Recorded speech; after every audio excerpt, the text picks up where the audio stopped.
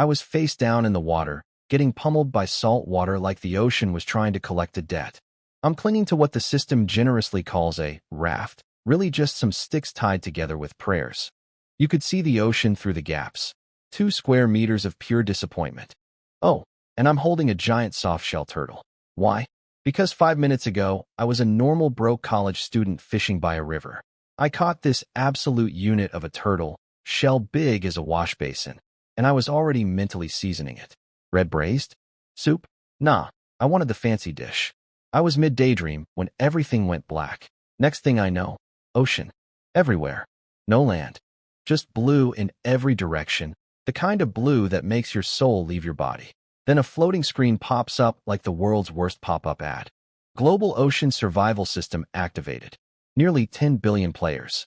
Die here, die for real. You have 3 days before sea monsters start eating you. Good luck, have fun, cool. Cool. Love that for me. I'm an orphan. Grew up in a welfare home. No family, no connections, barely graduated college. I can't even run 800 meters without wheezing. The system rated my body at 0.3, basically, couch potato who sometimes walks to the fridge. Thanks for the honesty, I guess. My starter pack? 1 liter of water and 200 grams of crackers. That's not a survival kit. That's an airline snack. My raft can't even move on its own. It just floats wherever the current takes it. I'm literally driftwood with anxiety. So I'm sitting there, nibbling my sad crackers, looking at this turtle who keeps peeking its head out like, bro, what's going on? When another system pops up. This one looks ancient and fancy, all dark gold borders and mysterious symbols. Beast Taming System activated. Want to make a contract with this turtle? I looked at the turtle. The turtle looked at me. It opened its mouth like it was judging my life choices. You know what? Sure. What's the worst that could happen? I hit yes. The turtle started glowing. Like it swallowed a light bulb. Then it started growing. Shell got thicker, legs got beefy, claws got sharp. My little dinner turtle turned into a 1-meter armored war beast in about 5 seconds. The system now called it a giant tortoise. It could carry people, swim, and block attacks. I was thrilled for exactly half a second. Then the raft cracked in half. Because of course a 2-square-meter pile of sticks can't hold a 100-pound battle turtle. Water came rushing through the cracks, and I'm screaming every curse word I know while climbing onto the turtle's shell like my life depends on it, because it literally does. The system had been very clear. Lose your vehicle, and you either find someone to take you in or you die. I looked around. Nobody. Not a single player in sight. So let me get this straight. I just got ice guide, received a cheat-level power system, and I'm still about to die? In the tutorial? God really said, let me give him hope and then yank it away for laughs. But then, miracle of miracles, the survival system chimed in again. New vehicle detected, giant tortoise. Bind as vehicle? I have never pressed yes faster in my entire life. The moment I bound Xuanwu as my official vehicle, warmth flooded through my body like someone poured hot soup into my veins. My muscles were twitching, my bones were popping like bubble wrap. It felt better then. Well, better than climbing stairs, which used to nearly kill me. The system said my stats jumped up, Constitution 1.4, Speed 1.2, Strength 1.0. Before this, carrying a water jug was a workout. Now I felt like I could bench press a sack of rice. Puberty hit me a second time, apparently. 3 square meters of turtle shell. 50% more space than my garbage raft, and actually stable. Xuanwu's back had natural grooves on it, built-in anti-slip flooring. I stood up and didn't immediately faceplant into the ocean. Progress. Best part? I could steer. I thought, go that way, and Xuanwu just went. Mind control. My turtle has Wi-Fi. We cruised over to some floating debris, and I started scooping stuff up like the world's saddest garbage collector. Wood. Plastic. Cloth scraps. Wood. More plastic. I was out here recycling on the apocalypse ocean, living my best trash panda life. Then I checked the chat channel. Oh boy, everyone was losing their minds. People screaming about wanting to go home. People flexing their awakened talents. Most folks got D or C rank abilities. Stuff like carry things slightly better or swim faster, but you're still terrified of the water. Really useful in an ocean survival scenario where nobody wants to touch the ocean. Someone mentioned S rank talents. The chat consensus was that maybe one person in our entire village of 100,000 might have one. And then I saw a helpful player called Data Emperor, explaining that everyone has a talent they need to awaken separately. Wait, my beast taming thing isn't my talent? That's just my personal cheat code? I get another ability on top of that? I slammed that awaken button so fast. The system sparkled and spun and gave me S-rank talent, Farming Master. Growth speed doubled. 30% chance of mutant crops. I stared at that for a solid 5 seconds. I'm on. The ocean. 3 square meters of turtle back. No dirt. No seeds. No pots. I have less farmland than a studio apartment balcony, and even that would be generous. Farming Master. On the sea. Thanks, universe. Really appreciate the comedy. So I'm the lucky S-rank guy everyone's jealous of, and my power is literally useless right now. Half lucky. The universe gave me a sports car, but forgot the road. I sighed and patted the turtle's shell. Your name is Xuanwu now? No more daydreaming about cooking him. He's my ride, my home, and my only friend in this wet hellscape. Xuanwu made a low rumbling sound. I chose to interpret that as, cool name, bro. Then I checked his food requirements and my brain short-circuited. 100 pounds of meat per day, or 10 energy points. 100 pounds? I weigh less than that. Other people's rafts just float, they're minding their own business, 0 maintenance cost. My vehicle has a stomach. I adopted a teenager. No crystals. No meat. No nothing. My cheat code pet is going to starve on day 1 unless I figure something out fast. So I did what any rational person would do. I became a full-time ocean garbage man. Xuanwu paddled around while I leaned over his shell, scooping up every piece of floating trash I could reach. Not glamorous, but steady. Meanwhile, the chat was full of people panicking about upgrading their rafts. They needed 30 wood, 30 plastic, 20 cloth scraps just to go from level 0 to level 1. People were collecting maybe 7 pieces of wood per morning. Me? I just need crystals. 1 resource type. Kill monsters, get crystals, level up. Simple in theory.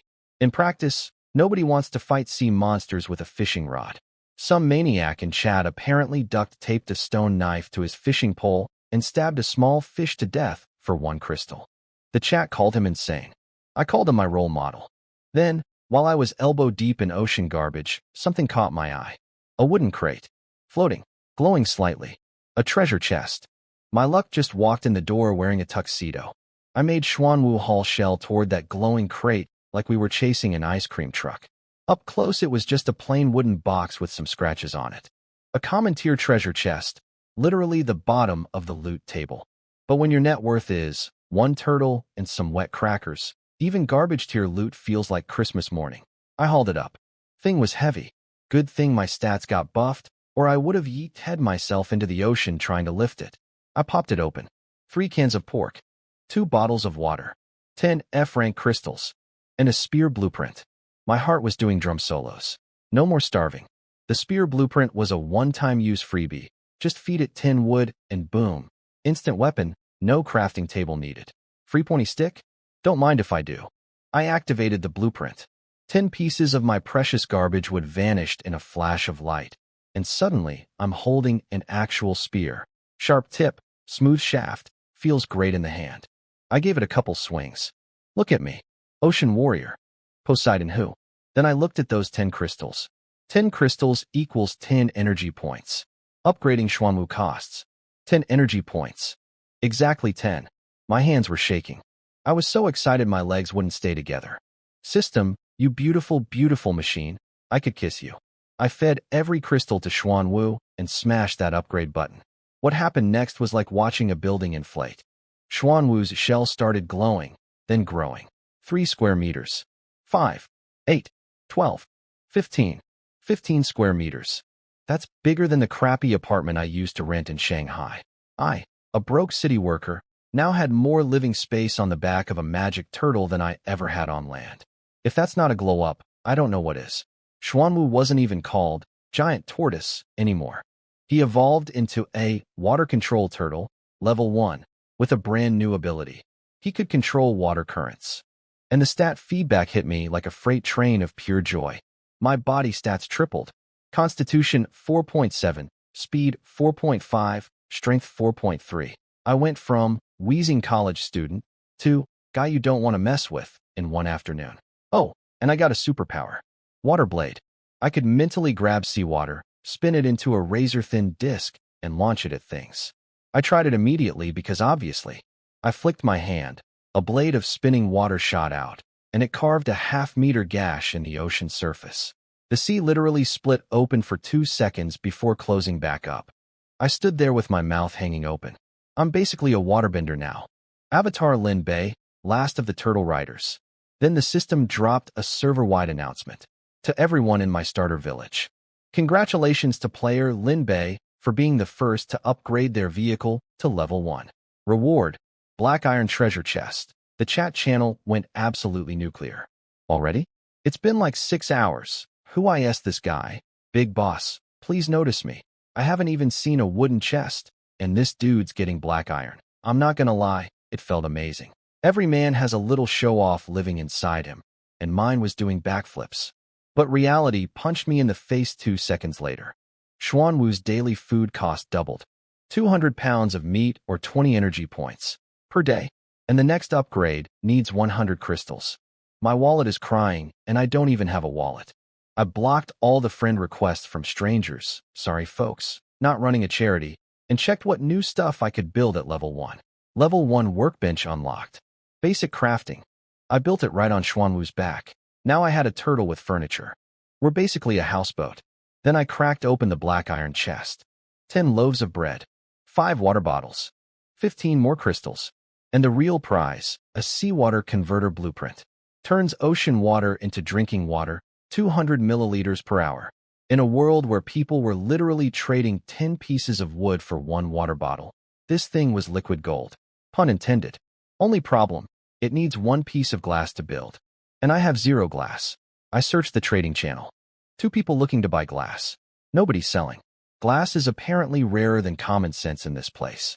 I posted my own request. Buying glass, name your price, let's talk. Then I also checked out upgrading my fishing rod. Needs iron nails, which I also don't have. So here I am, standing on the back of my 15 square meter magic water turtle, holding a spear, with waterbending powers, an S-rank farming talent I can't use because there's no dirt, and a blueprint I can't finish because nobody has glass. Day 1 isn't even over, and I'm already juggling more problems than a circus clown. The moment I built that workbench, my inbox exploded with trade offers for glass. First guy walks in swinging. I have glass. 5 bottles of water. 5 bottles? In what economy? I hit him back with 1 bottle. Take it or leave it, energy. Pure ice. 0 negotiation. You're so heartless. Do you know how rare glass is? Brother, I have food and water. You have thirst. We are not in the same bargaining position. He caved in 30 seconds. 1 bottle of water for 1 piece of glass. The art of the deal, baby. I slapped that glass onto the workbench with the wood and plastic, and built myself a seawater converter. It looks like a plastic lunchbox that someone duct taped a funnel onto. Ugly as sin, but it turns ocean water into drinking water. 200 milliliters per hour. Almost 5 liters a day. In a world where people are trading 10 pieces of wood for a single water bottle, I just built a money printer. And then it hit me. The big brain moment. The Galaxy Brain Play. My S-rank talent is Farming Master. I have 15 square meters of turtle. I have a water source now. I can actually farm. I owe God an apology. I called you a comedian earlier, but you were playing 4D chess the whole time. Turtle farming talent water converter equals ocean agriculture. I'm not surviving anymore. I'm homesteading. I started mentally designing my turtle estate. Little shelter in the middle with the workbench and a bed. Everything else. Crops. 10 square meters of farmland. Right here on Xuanwu's back. And when he levels up and gets bigger, full-blown farm. I'll be the old McDonald of the apocalypse sea. Then my business brain kicked in. I only need crystals to upgrade. Wood, plastic, cloth? Useless to me. But other players need those materials desperately to upgrade their junky rafts. So I can sell my trash for their crystals. I'm basically running an ocean pawn shop. I listed everything on the trade board. Pork cans for 2 crystals. Bread for 1. 10 wood for 1 crystal. 10 plastic for 1 crystal. The chat went insane. Someone's trading food. A whole bread for just 1 crystal. Lin Bei is so stingy. I'm keeping my crystals. Who knows what they're for? Everyone had opinions. Nobody had crystals. Classic internet. 100,000 armchair experts. 0 customers. I didn't bother replying. Let them guess why I want crystals. The less they know, the better. While browsing the chaos, I spotted gold. Someone selling 5 iron nails for a bottle of water. Iron nails. I needed exactly 3 to build a level 1 fishing rod. I traded faster than a stockbroker on caffeine. Built the new rod on the spot. This thing was leagues better than the starter garbage. Solid wood body, nylon line, bigger hook. The system said it could catch bigger fish and gather resources more efficiently. My cardboard sword just became a real weapon. I ripped off a chunk of bread, stuck it on the hook, and cast my line into the deep blue. 10 minutes of silence. Just me, sitting on my giant turtle, legs dangling, waiting. Peaceful, almost relaxing. Then the bobber plunged. I waited. Let the fish commit. Let it really chomp down. Then I planted both feet on Xuanwu's shell, grabbed the rod with both hands, and pulled. The thing on the other end pulled back. Hard. If this had happened 6 hours ago when I was a 0.3 level noodle boy, I'd be swimming with the fishes right now. But I'm a 4-point stat beast now. Peak human. Built different. The rod bent. The line screamed, and I couldn't help myself. 18 dragon subduing casts. Yeah, I yelled an anime attack name while fishing. Alone. On a turtle. In the middle of the ocean. Judge me all you want. There's nobody around to hear it, and it felt awesome. I yanked with everything I had. Something massive exploded out of the water and slammed onto Xuanwu's back. 1/2 meter of pure ugly. Gray-black scales, bulging eyes, a mouth full of fangs that looked like nature's worst dentistry. Its tail was slapping the shell like an angry customer at a restaurant. The system labeled it in, ugly monster fish, F-rank sea beast. I stood over it with my spear, dripping wet, grinning like a maniac. Dinner just delivered itself. That fish was so ugly I flinched.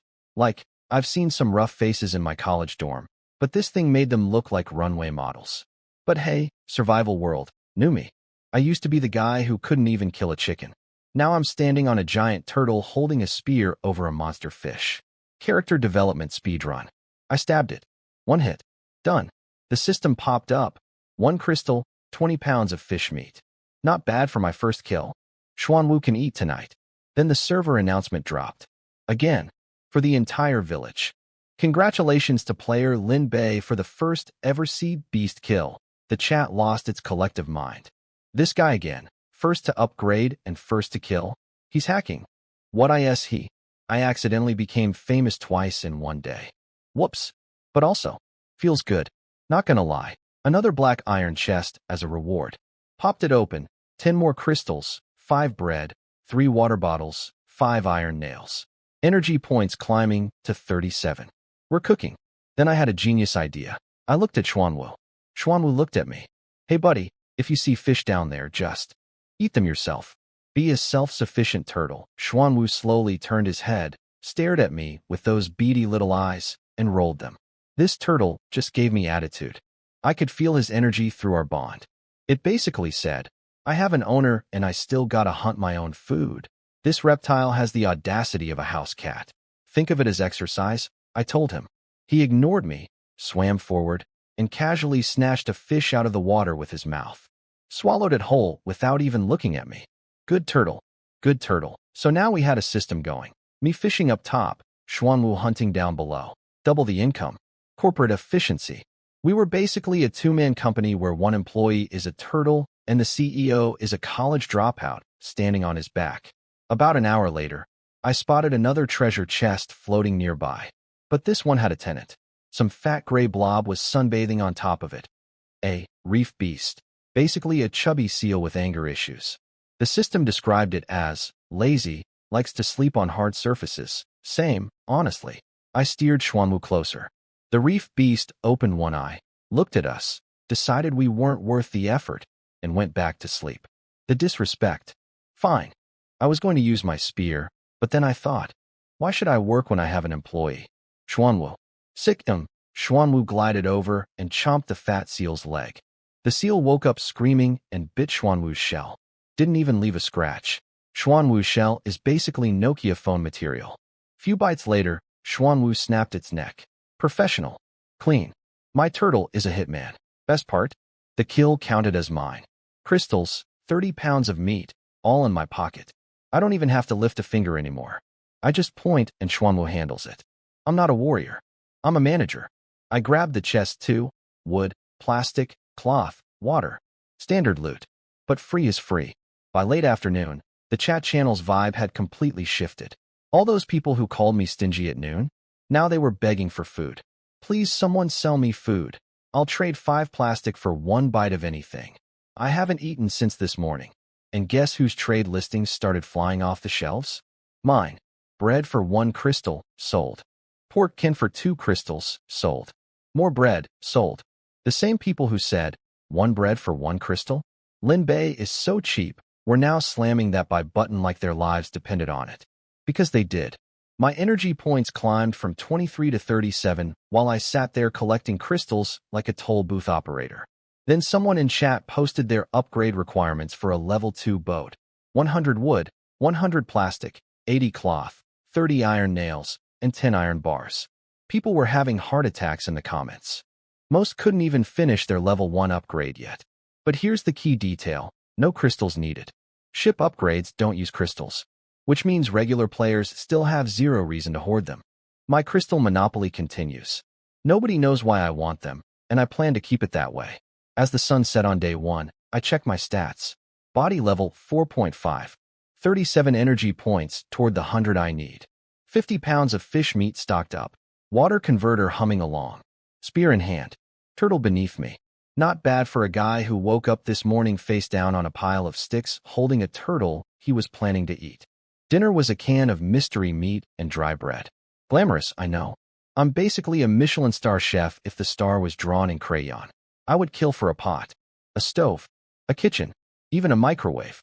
But my level 1 turtle doesn't come with appliances. No roof either. I looked up at the sky and prayed it wouldn't rain, because my house is a reptile and my ceiling is the universe. Xuanwu ate his own catches throughout the day, so he was half full. I tossed him some extra fish meat. Gotta keep the landlord happy. I grabbed my fishing rod, planning to do some night grinding. My body was buzzing with energy. Turns out when your stats are 4.5, sleep becomes optional. Years of college all-nighters finally paying off. Cast the line out, and then I noticed something. The ocean floor was staring at me. Dozens of glowing eyes. Everywhere. Like someone dumped a bag of glow sticks into the abyss. The entire seabed had turned into a nightclub for monsters. The chat channel was having a collective panic attack. Oh God, there's eyes under my raft. I'm going to die. Calm down. Newbie protection means they won't attack. Are you sure? The system said so. Oh, thank God. I almost peed myself. Everyone was terrified. Me? I saw a buffet. These idiots are just floating there. They can't attack me. They won't fight back. They're literally practice dummies with loot inside them. This isn't a horror movie. This is a grinding session. Xuanwu, you see those eyes? Low rumble from the turtle. We're going shopping. I stood on Xuanwu's head like the world's dumbest action hero, spear raised, and we cruised toward the nearest pair of glowing eyes. Ugly monster fish. Same species as before. Just hovering there, staring at me like a creep. Not moving. Not attacking. Just vibing. I jammed my spear straight through its skull. It wiggled twice and died. 1 crystal. 20 pounds of meat. Next. Xuanwu paddled to the next one. Stab. Dead. Crystal. Meat. Next. And the next one. And the next. The other sea beasts didn't even react when I killed their neighbors. 0 solidarity. No teamwork. Just, oh, Frank died? Anyway, these creatures have the survival instincts of a potato.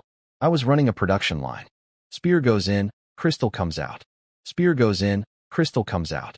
Sometimes I mixed in a water blade for variety, but those eat stamina, so I save them for groups. After an hour, I found a black iron chest surrounded by 5 sea beasts. A mini-boss encounter? Please. I've been killing these things like I'm clocking into a factory shift. Xuanwu, charge. Xuanwu plowed into them like a bowling ball.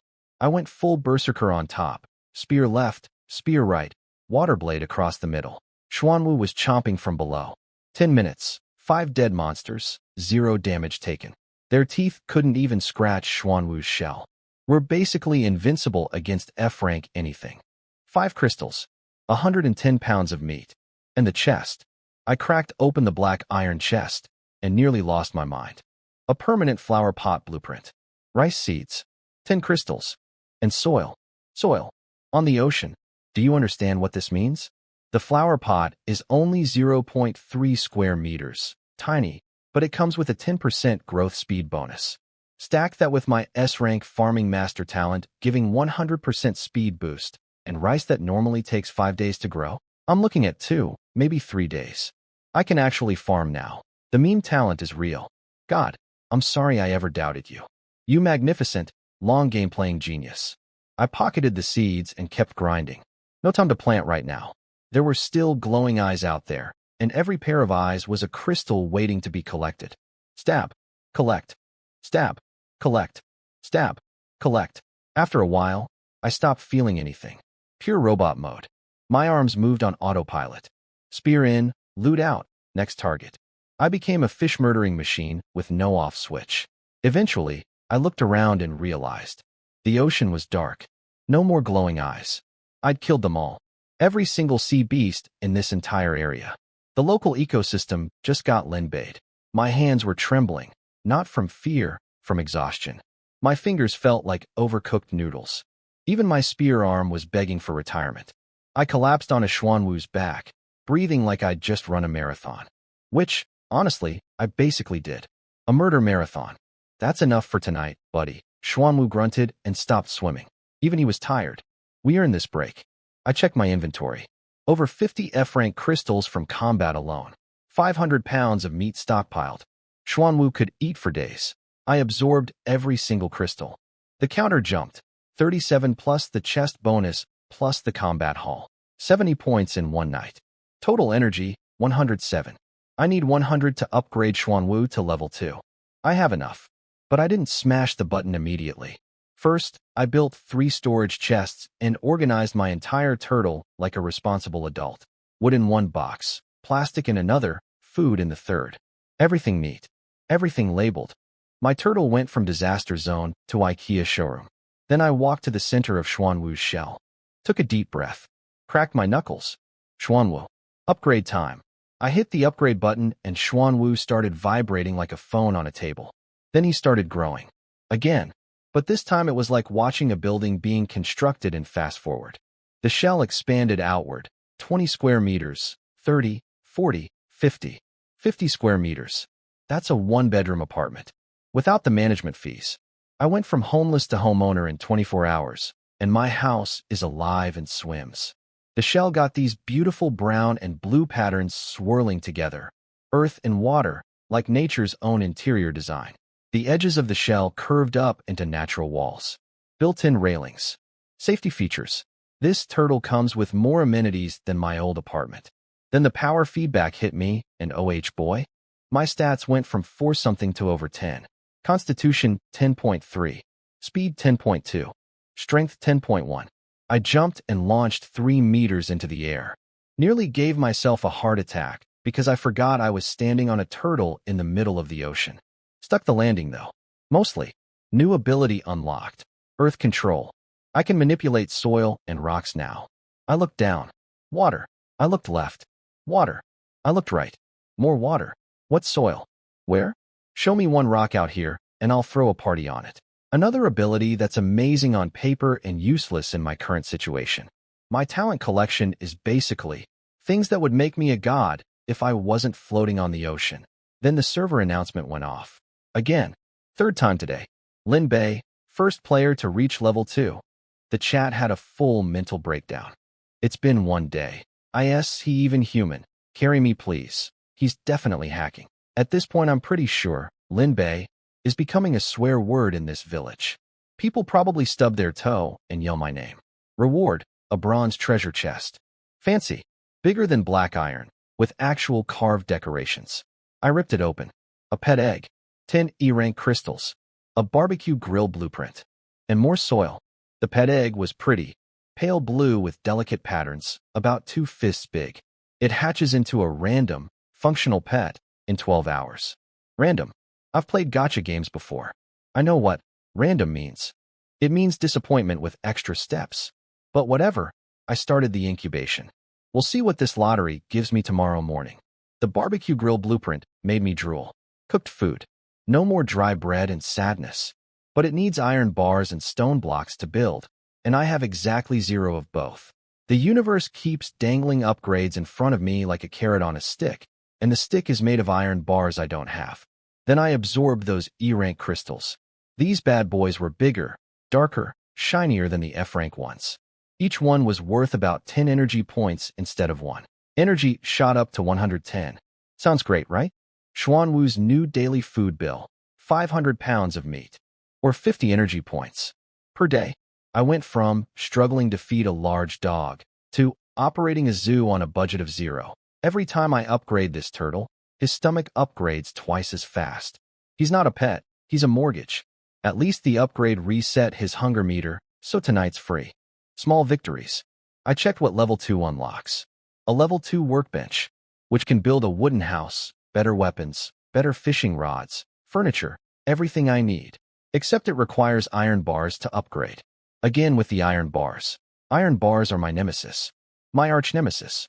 If iron bars were a person, I'd fight them in a parking lot. But a basic wooden bed?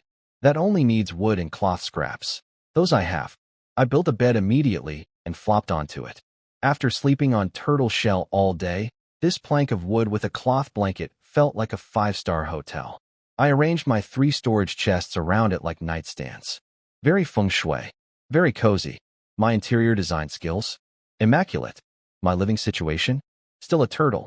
I wanted to build a shelter too, walls, a roof, protection from weather, but that needs the level 2 workbench, which needs iron bars, which I don't have. Are you sensing a pattern? Tomorrow's shopping list. Iron bars, and more iron bars. Also stone blocks. And somehow find 500 pounds of meat to feed my ever-hungry living island. The chat was still buzzing about me when I closed my eyes. People debating whether I have some secret S-rank talent, whether I'm cheating, whether they should try to ally with me. Some people were already scheming about competing for resources against players like me. Good luck with that, friends. You're on a stick raft. I'm on a 50 square meter battle turtle with water blades and earth powers. I pulled my scrap cloth blanket over my shoulders and let the exhaustion take me. It had been the longest, craziest, most impossible day of my life. Woke up as a broke college kid going fishing. Going to sleep as a turtle riding, spear wielding, sea beast slaying, S-rank talent having ocean farmer with 10-point stats, and a pet egg incubating next to my bed. Day 1 complete. 2 days of newbie protection left. Tomorrow, I hunt for iron bars and pray that egg doesn't hatch into something stupid. Woke up at dawn. Couldn't even sleep in because my body is too healthy now. Stats over 10 means my internal alarm clock has no snooze button. Being overpowered is suffering. First thing I did, search the trade board for iron bars. 0 listings. Again, iron bars are the mythical creature of this world. Everyone needs them. Nobody has them. I'm starting to think iron bars are just a rumor the system made up to torment us. No iron bars means no level 2 workbench. No workbench means no kitchen. No kitchen means more dry bread. My taste buds are filing a complaint. Whatever. Can't cook, can farm. I built 5 flower pots, lined them up nice and neat on Xuanwu's back, and then had a galaxy brain moment. Why use pots when I have an entire turtle? Xuanwu's shell absorbs soil. I slapped some medium-grade dirt directly onto the shell, and it stuck like it was magnetized. No pot needed. 10 square meters of soil spread across my turtle's back like frosting on the world's weirdest cake. I dismantled all 5 flower pots immediately. Sorry, little guys, we've been through a lot, but I don't need you anymore. We're doing industrial agriculture now. My farming master talent kicked in, and suddenly I just knew how to plant rice. Like the knowledge downloaded directly into my brain. Dig hole, drop seed, cover with soil. My hands were clumsy, but every step was perfect. 10 rice plants, all in the ground. Well, all in the turtle. Then I realized, water. I need to water 10 square meters of crops. My seawater converter makes 2 liters overnight. That's like trying to fill a swimming pool with a teaspoon. I dumped everything I had. The stored water, 2 extra bottles from my supplies, and barely finished 1 round of watering. And this isn't a one-time thing. Every single day until harvest. The legendary farming master, defeated by irrigation. Embarrassing. Right when I was sitting there feeling sorry for myself, the pet egg cracked open. A tiny fish popped out. Crystal clear, completely transparent, sparkling in the sunlight like a living diamond. It swam a little circle and blew a bubble at me. A water crystal fish. Produces 1 liter of fresh water per day. 1 liter. That's nice, I guess. For a normal person, that's a decent perk. But I'm not a normal person. I have the Beast Taming System. I contracted that fish so fast the system probably got whiplash. Contract bonus. Water production jumped from 1 liter to 10 liters. Times 10. Just like that. But wait. I had energy points to spare. I upgraded her to level 1. Production went from 10 liters to 100 liters per day. 100 liters. That's enough to water my crops, drink all I want, and take a shower. Do you know how long it's been since I've thought about hygiene? 24 hours, but it feels like a lifetime. The fish only costs 10 pounds of meat per day to feed. That's nothing. She's the most cost-efficient employee I've ever had. Xuanwu eats 500 pounds, and this little angel produces 100 liters of water for the price of a snack. Employee of the month. Every month. Forever. Oh, and contracting her gave me a new ability, Water Shield. I can make a force field out of water now. I poked it. Bouncy, solid, looks cool. I'm collecting superpowers like trading cards at this point. Water blades. Earth control, Water Shield. I'm 1 lightning bolt away from being a full avatar. I plopped the crystal fish into the seawater converter's tank. Cozy little home. She seemed happy. I think. Do fish have emotions? Mine does now.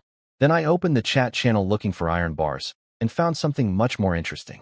Some guy named Ocean Drifter was selling iron bars. The entire chat was dogpiling his post, bidding food and water like a desperate auction. 3 cans for 1 bar. 5 bottles for 1 bar. People were going feral. But the real bombshell was his next message. You want to know where I got the iron? An island. Full of iron ore. Just sitting there. Free for the taking. And island. Islands have iron. Islands have rocks. Islands have. And this is the part that made my heart nearly explode. Dirt. Real, actual, solid dirt. The thing my earth control ability needs to function. The thing my farming empire needs to expand. The thing that has been completely absent from my life because I live on the ocean. I jumped up and scanned the horizon. Water. Water. More water. Water with slightly different lighting. 0 islands anywhere. Cool. Back to square one. I pointed in a random direction. Xuanwu that way, honestly? No clue where I'm going. But standing still won't find an island either. Fortune favors the bold. And the desperate.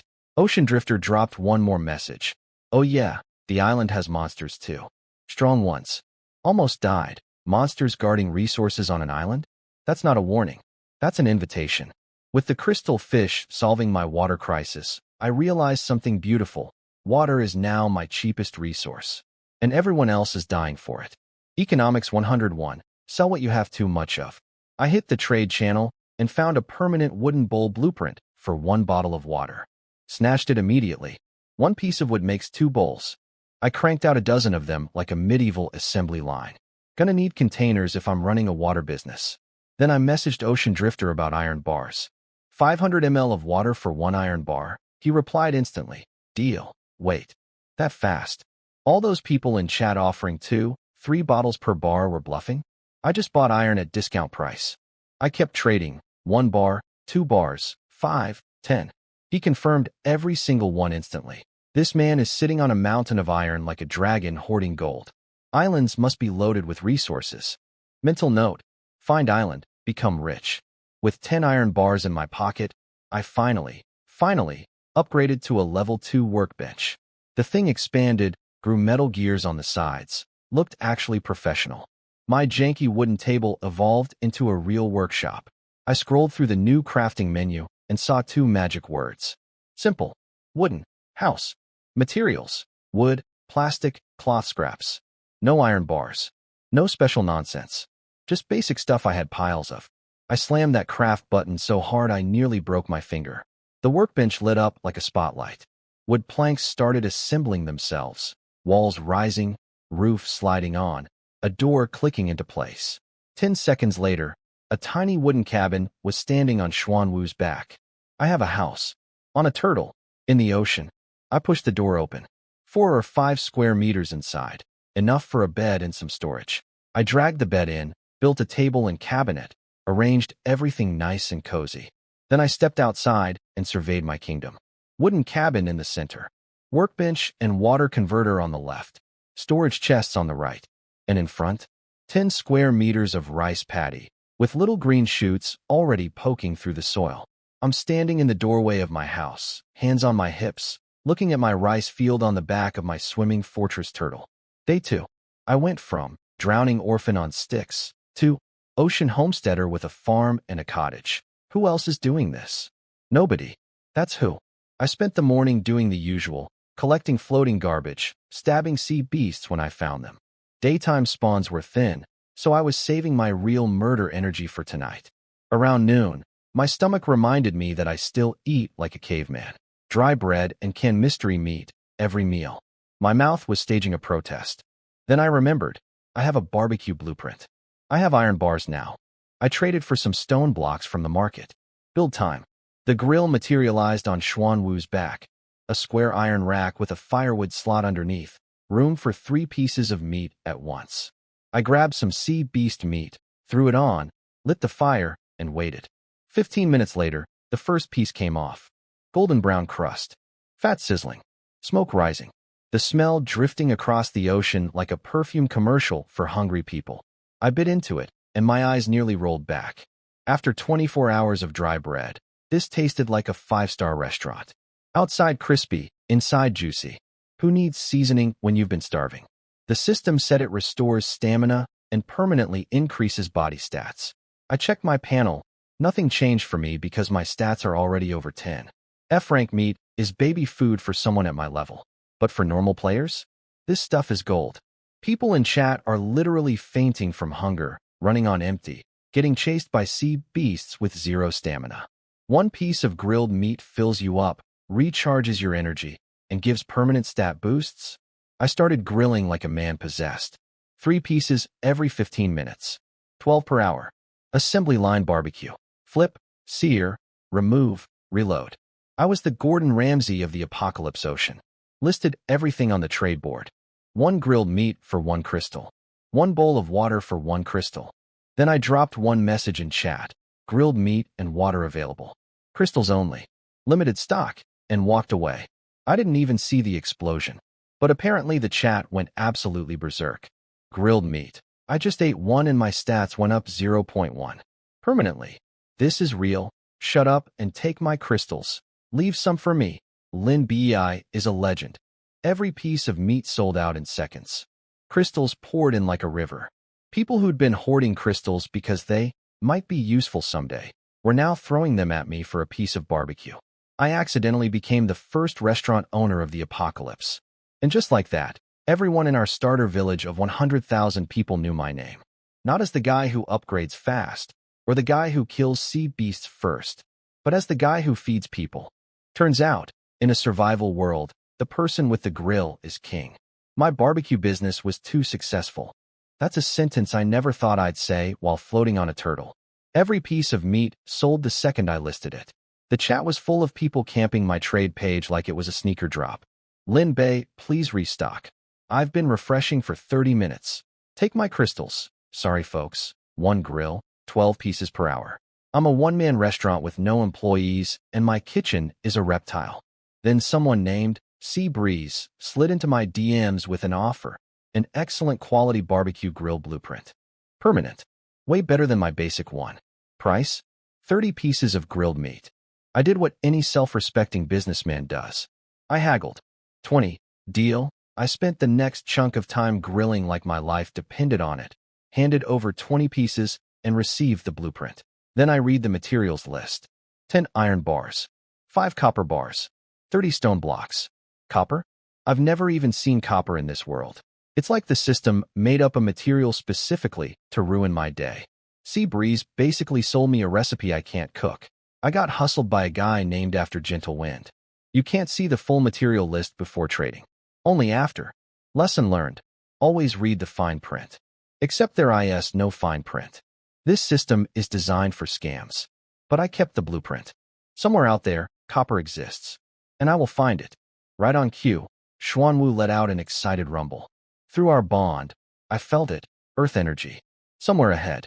My level 2 earth sensing ability was picking up land. In an ocean full of nothing, there's only one thing that radiates earth energy. An island. Full speed ahead, Xuanwu kicked into high gear.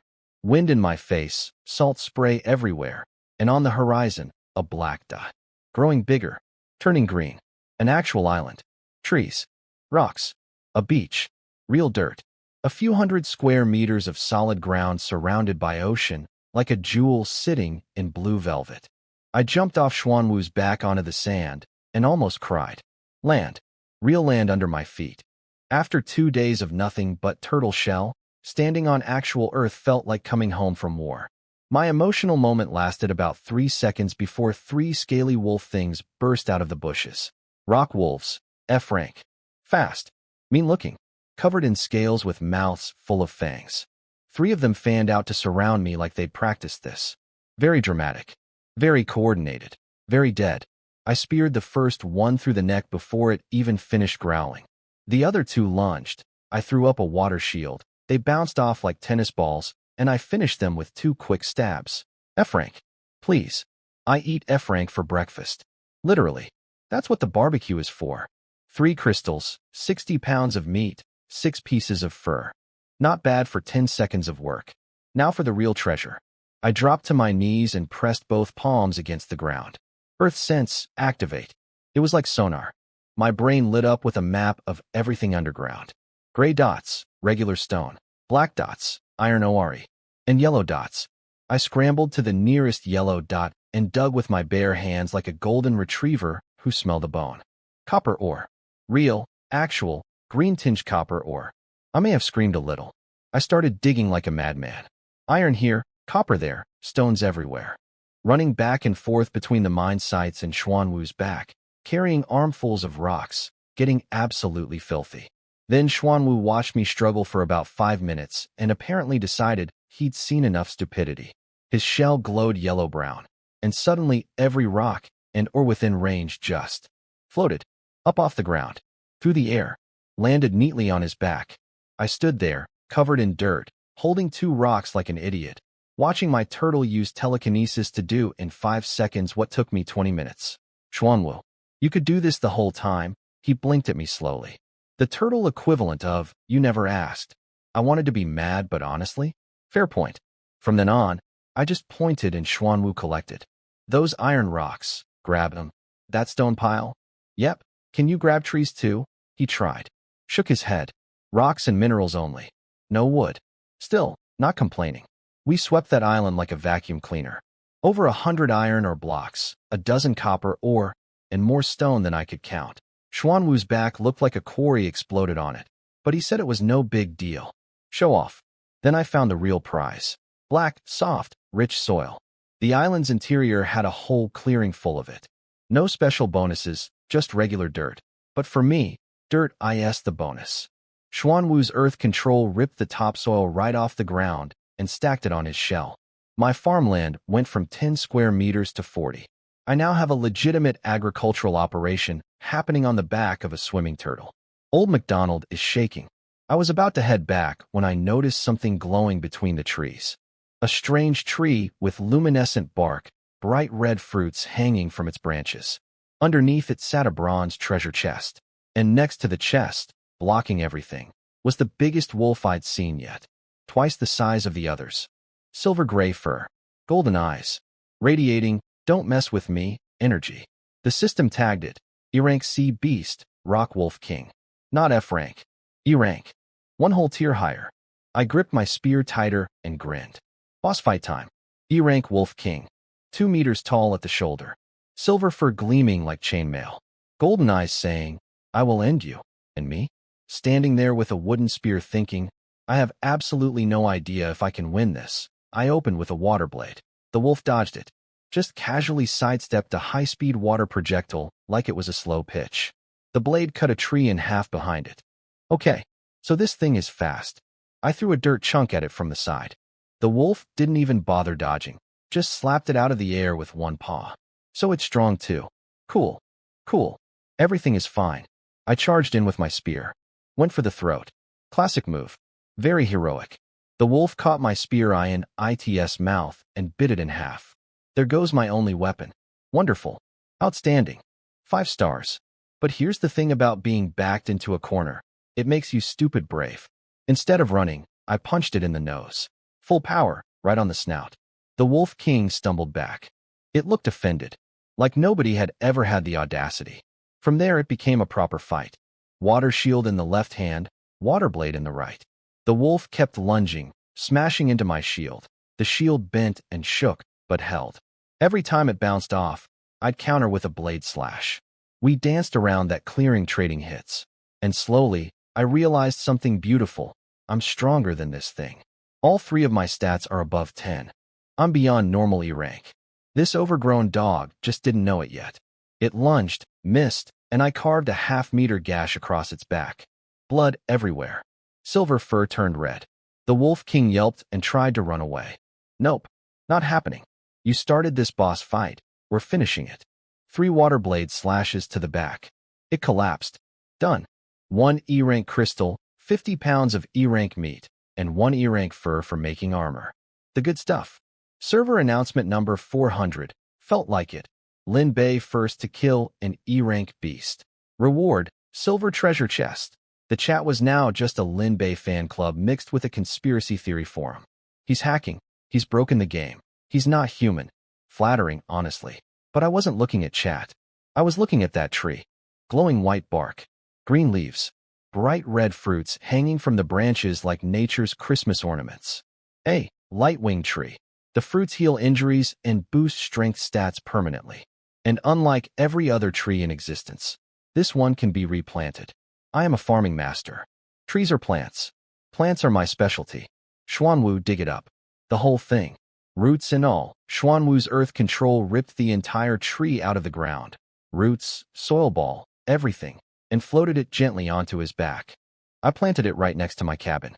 I now have a magical healing fruit tree growing next to my house on the back of my giant turtle in the middle of the ocean. My real estate listing would be insane. 50 SQM, oceanfront property. Open floor plan. Rice paddy. Fruit orchard. Mobile. Pet fish included. Xuanwu and I split up to strip mine the rest of the island. He vacuumed up every ore and stone with telekinesis while I grabbed wood and plants. We were like a 2-person demolition crew. By the time we were done, the island looked like someone had robbed it at gunpoint. Then someone actually tried to rob me. A guy stepped out from behind some trees. Mid-20s, holding a bow, quiver on his hip. We stared at each other for 2 seconds. He shot me. No warning. No. Hey, let's be friends. Just straight up try to murder me for my stuff. The arrow curved mid-air. Some kind of homing talent. The arrow literally turned corners. But my water shield caught it. Stuck halfway in, but didn't break through. I water bladed him in the shoulder. He screamed, tried to run. Second blade caught his back. Down he went. My first PvP kill. I won't pretend it felt great. It was heavy. Even though he shot first. Even though it was self-defense. Taking a human life is a different weight than killing a monster. I took a breath and picked up his backpack. Inside, a few crystals, some random junk, and a permanent excellent grade furnace blueprint. I immediately took back every mean thought. Brother, you weren't a robber. You were a delivery service. Rest in peace, you beautiful loot pinata. A furnace means I can smelt iron or into iron bars. Copper or into copper bars. All that mining I just did? Now it's actually usable. The fancy barbecue grill blueprint that scammed me earlier? Craftable. I loaded everything onto Xuanwu and looked back at the island one last time. We'd taken the soil, the ore, the stone, the trees, and even the boss monster's lunch money. The place looked like it had been through a natural disaster named Lin Bei. Let's go home, Xuanwu. Home being, of course, the turtle I was already standing on. Time to open these treasure chests. I popped the bronze chest first. Tomato seeds, potato seeds, watermelon seeds, 10 E-rank crystals, and fireproof bricks. Nice. Solid. Not exciting, but useful. Like getting socks for Christmas. You'll definitely use them, but you're not jumping up and down. Then the silver chest. The big one. 20 copper bars. 20 iron bars. 5 D-rank crystals. And something called an automatic collector. I read the description 3 times to make sure I wasn't hallucinating. It collects floating resources automatically within a 3-meter radius. No more bending over. No more fishing garbage out of the sea with my bare hands. I just park it on the edge of Xuanwu's shell, hook it up to a storage chest, and it vacuums everything nearby like a Roomba for ocean trash. A piece of driftwood floated past. Got sucked up instantly. Wood 1. I didn't even move. I have never felt so free. My back is liberated. My spine is celebrating. Those deer ink crystals were gorgeous too. Deep purple, buzzing with energy. Each one worth about 20 energy points. 5 of them gave me 100 points, bringing my total to 470. Just 30 short of Xuanwu's level 3 upgrade at 500. Almost there. Now for the building spree of the century. Step 1. Furnace. I had the blueprint from my dearly departed attacker friend. 50 stone blocks, 20 iron bars, 10 fireproof bricks, all from today's haul. I built it behind my cabin. Half my height, iron shell, brick-lined interior, chimney on top. 5 smelting slots running at once. I loaded iron ore in all 5 and hit start. Flames roared up. Heat blasted my face. Iron ore going in, iron bars coming out. Then I loaded copper ore. Same thing. Copper bars flowing like a golden river. The chat had just been crying about how regular furnaces can't smelt copper. You need a higher grade one. Guess who has an excellent grade furnace? This guy? While everyone else is stuck, I'm running a full metallurgy operation on the back of a turtle. Step 2.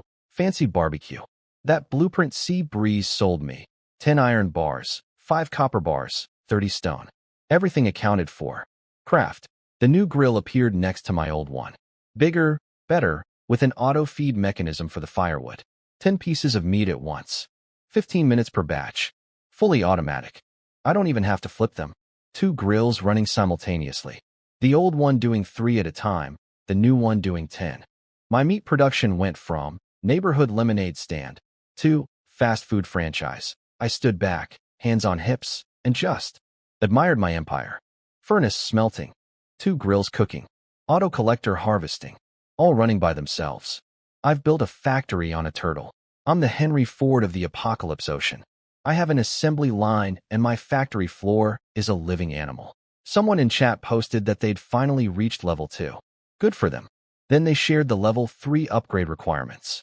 300 wood, 250 plastic, 200 cloth, 80 iron nails, 40 iron bars, 15 copper bars, 5 glass.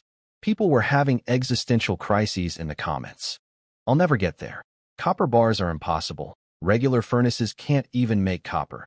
Meanwhile, I'm over here with mountains of copper ore, an excellent furnace, and a smug expression that could be seen from space. But I didn't get cocky. These players are getting faster.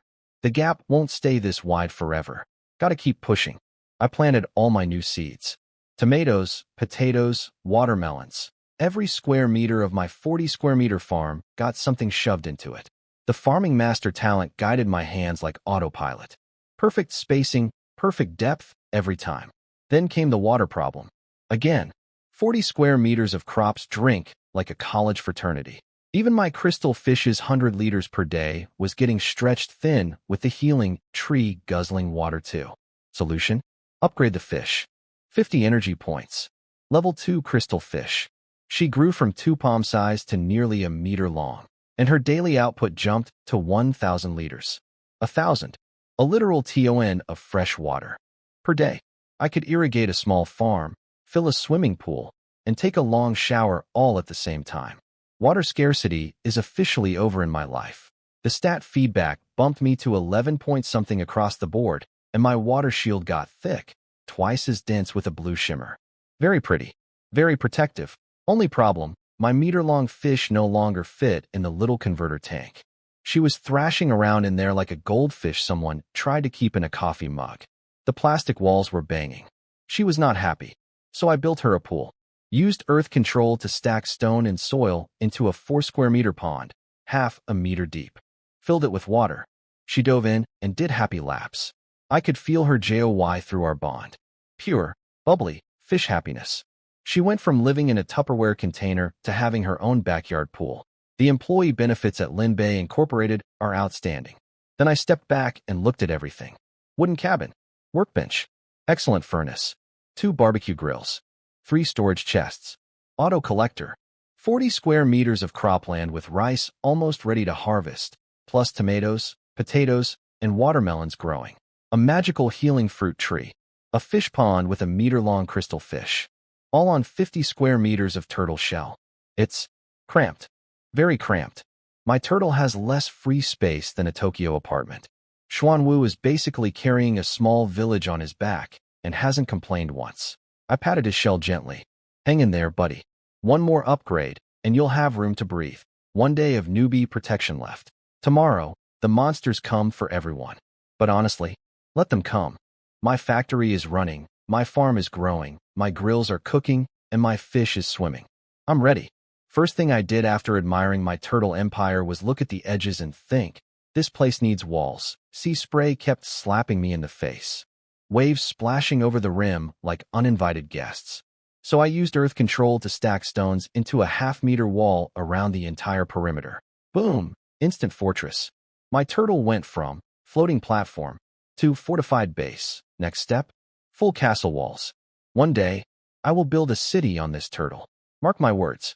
Used up most of my stone, though. Added, hoard more rocks to my never-ending shopping list. Then I got back to business.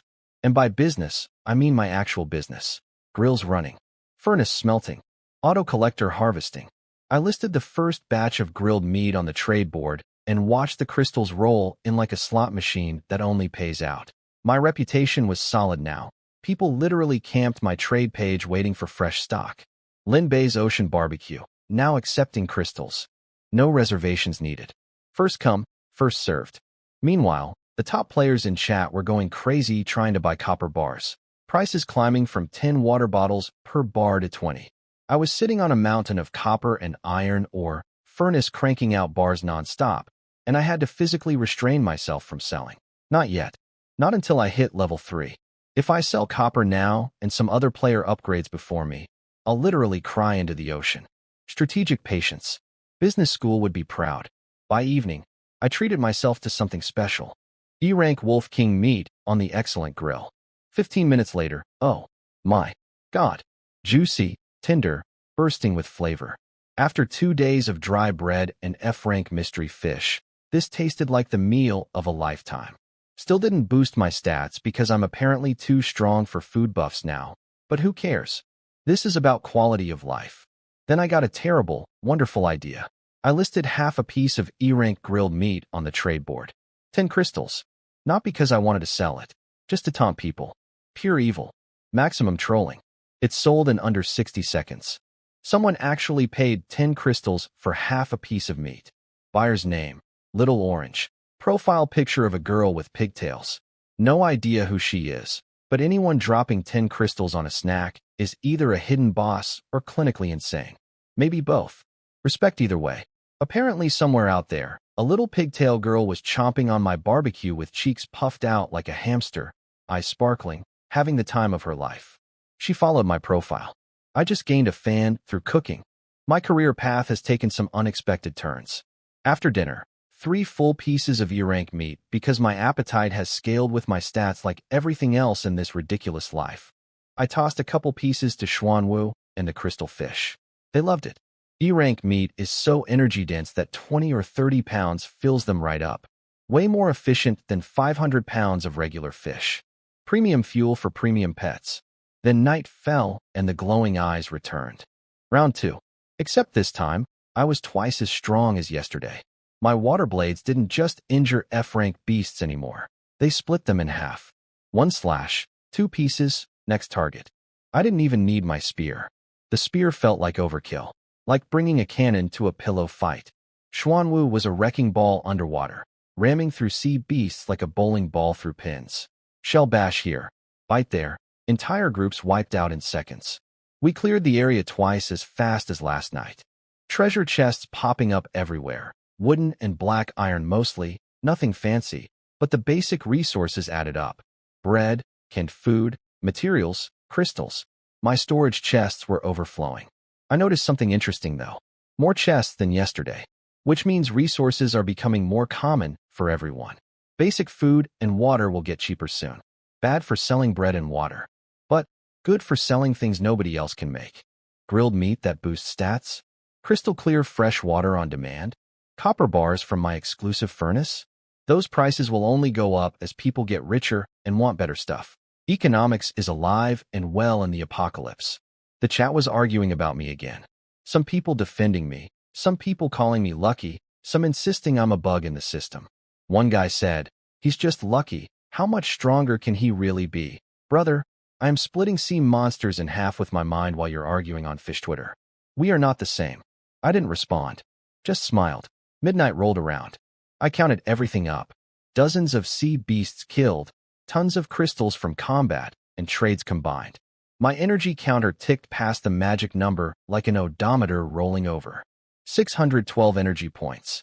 Xuanwu needs 500 to hit level 3. Over 100 points to spare. I walked to the center of the shell, stood tall under the stars, and patted my turtle's back one more time. Xuanwu. Level up, 3rd time's the charm. Let's see how big this boy can get. Xuanwu didn't just grow this time. He detonated.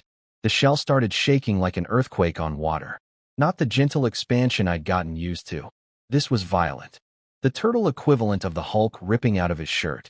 50 square meters. 80. 120. 160. 200. 200 square meters. That's bigger than a basketball court. My turtle is now classified as a small island. If I put up a flag, I could probably apply for statehood. The shell turned deep black gold, thick as rock, with walls that automatically grew taller around the edges. Built-in fortifications. My turtle comes with ramparts now. Medieval castle designers are rolling in their graves with jealousy. New title, Giant Spirit Mystic Turtle, Level 3. Sounds like a final boss in a video game, and he's my ride. Then the power feedback hit, and I nearly blacked out from how good it felt. My stats tripled. Constitution 32. Speed 31. Strength 32. I jumped and went 6 meters into the air. When I landed, the shell shook. I'm not a person anymore. I'm a human missile with feelings. Classification, Transcendent Mid-Rank. I don't fully know what that means, but it sounds like I could punch through a wall and apologize to the wall on the other side. Server announcement, right on schedule. Lin Bei, first to level 3. The chat had a full-blown existential crisis. It's been 3 days. He upgraded at midnight? Does this man sleep? I haven't even finished level 1. I'm numb. I feel nothing anymore. Lin Bei, are you even human? Somewhere out there, the other top players were grinding their teeth into dust. Apparently several of them were so close to level 3, just missing copper bars. The copper bars that I'm sitting on like a dragon. The copper bars I refuse to sell. Sorry not sorry. Business is war. Silver chest reward. 20 E-rank crystals. 30 copper bars. 30 iron bars. 20 medium soil. Standard care package. Absorb the crystals. 312 energy points now. Upgraded to a level 3 workbench. This one could make good stuff. Quality furniture, stone buildings, actual clothes. Clothes. Clothes. I looked down at myself and almost gagged. 3 days. No shower. No change of clothes. Soaked in seawater, sea beast blood, sweat, fish guts, and the general stench of a man who's been living on a turtle fighting for his life. I smelled like a crime scene at a fish market. Priority 1, bathroom. I went full architect mode. Earth control activated. Stones flying out of storage, stacking themselves with precision. Right next to the old wooden cabin, I built a proper stone house. For rooms, a bedroom with a big stone bed. A bathroom with a drainage channel leading outside. A toilet, simple but functional. You don't appreciate plumbing until you've been peeing off the side of a turtle for 3 days. And a kitchen with a real stove and chimney. Then, and I'm genuinely proud of this engineering, I built a shower. Stacked stones above the bathroom into a small water tank. Carved a hole in the bottom. Stuck a hollow piece of wood through it as a pipe. Water comes down. Shower head. I added a plug so it doesn't run when I'm not using it. Is it janky? Yes. Would a plumber cry? Absolutely. Does it work? Beautifully. Who else in this entire survival world has a shower? Nobody. 100,000 people in this village, and I'm the only one who doesn't smell like the ocean floor. That's not just survival. That's civilization. I made clothes next. Cloth scraps and E-rank wolf fur, a gray shirt and pants.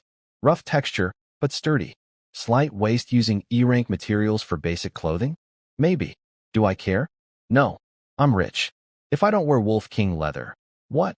I'm supposed to save it until it rots? I stepped into my bathroom, pulled the plug, and warm water poured over my head. 3 days of grime, blood, salt, and suffering washed off my body and flowed down the drain.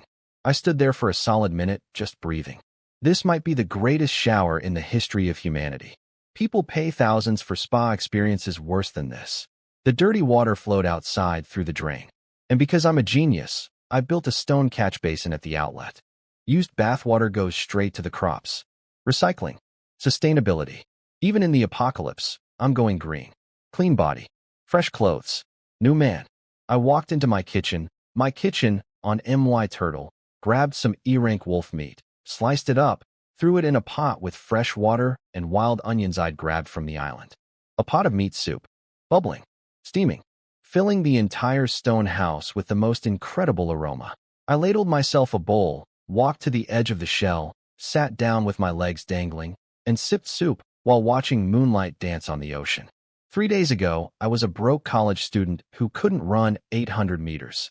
Now I'm a transcendent ranked warrior with a 200-square-meter turtle fortress, a stone house with plumbing, a kitchen, a farm, a furnace, an automated resource collection system, 2 barbecue grills, a magical fruit tree, a crystal fish in a private pool, and I just took a hot shower, and I'm drinking homemade soup under the stars.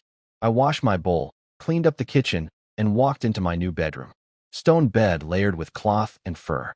Actually comfortable. The fanciest bed in the entire ocean, population, me. Tomorrow the newbie protection ends. Sea beasts will attack freely. Every player in this world is about to face real danger for the first time. Also tomorrow, my rice is ready to harvest. I smiled and closed my eyes. Bring it on. Morning of day 3. Popped out of bed like a toast from a toaster. First order of business, more farm. Xuanwu's back is 200 square meters now, and my crops were only using 40. That's like owning a mansion and living in the closet. Unacceptable. I spread all the medium-grade soil I had across the shell. 40 square meters became 80. My turtle now has more farmland than some actual farms back home. The agricultural revolution is happening, and it's happening on a reptile. Watering time used to be my nightmare.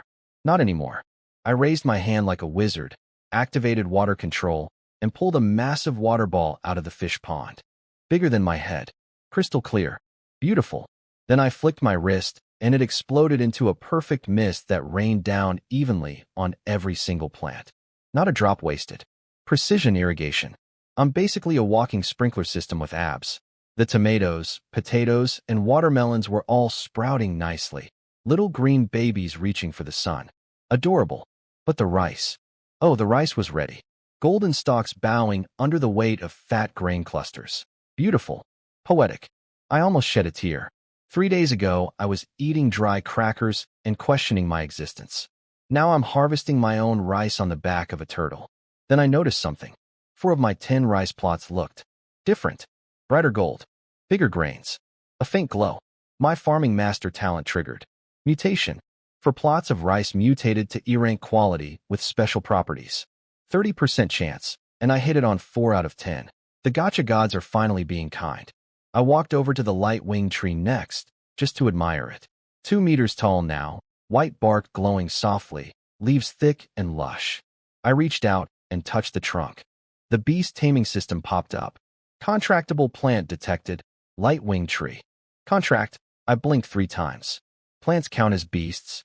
The beast in Beast Taming is apparently more of a suggestion than a rule. At this point, I could probably contract a rock, and the system would be like, sure, why not? I hit yes before the universe changed its mind. Golden light wrapped around the tree. Branches trembled. Leaves rustled. Then the system delivered the most beautiful words I've ever read. Growth domain. All crops within a 10-meter radius grow 50% faster. 50% in a 10-meter circle. Stack that with my farming master's 100% boost and the medium soil's 20% boost, and my crops grow at 170% bonus speed. What takes normal people 5 days takes me less than 2. I'm not farming anymore. I'm speedrunning agriculture. Oh, and the tree immediately produced a batch of 10 light fruits, upgraded versions of the healing fruits. Plus it'll keep producing every 3 days. I have a fruit factory growing on my turtle. I bit into one. Crispy, sweet, juicy, delicious. 0 stat effect on me because my attributes are over 30 and E-rank fruit is like giving a vitamin to Superman. Absolutely pointless for me. But for other people? Nuclear. I listed 5 on the trade board. 10 F-rank crystals each. Then I dropped one casual message in chat. New product. Limited stock. First come, first served. Guess who bought the first one? Little Orange. My #1 customer. My most loyal fan. This girl has a radar for my listings. She probably has notifications turned on and a finger hovering over the buy button at all times. And then she did something incredible. She posted in chat. I ate 1 and my constitution went up 0.5. From 3.1 to 3.6. Lin Bei's stuff is insane. She just became my unpaid marketing department. The chat detonated. 0.5? I spent 2 days killing monsters and only gained 0.3. Where do I buy? They're gone already? I just saw the post. All 5 fruits sold out in about 15 seconds. People were begging for more. Offering double price. Triple. Sending me messages with increasing desperation. I dropped one more message. More products coming soon. Hit follow to stay updated. My follower count shot up like a rocket. I'm not just a farmer or a barbecue chef anymore. I'm a brand. Lin Bei's organic ocean produce. Farm to turtle freshness. Except no substitutes. Then I reorganized my entire farm layout. Light-wing tree in the center. All crop plots arranged in a circle around it, so every plant sits inside the 10-meter growth domain. Maximum efficiency. Agricultural feng shui. I looked at my rice. With the new growth domain stacking on top of everything else, the remaining hours before harvest just got even shorter. About an hour to go. Wait. Harvest? With what? I'd been so busy being a genius farmer that I forgot to get farming tools. No sickle. No bucket. Nothing. What kind of farmer doesn't own a sickle? I panic-searched the trade board. Hoe, sickle, large wooden barrel. All available and cheap because literally nobody else in this world is farming. I'm the only customer in the agriculture section. It's like walking into a store where everything is on clearance because the entire market has one buyer. Me. A few bottles of water later, I had a full tool set. Sickle for cutting, large barrel for storage. 5 wood to make. Holds a cubic meter of stuff. Very practical. And the crown jewel, a stone mill. Someone had actually found a stone mill blueprint and was selling it for 5 bottles of water. 5.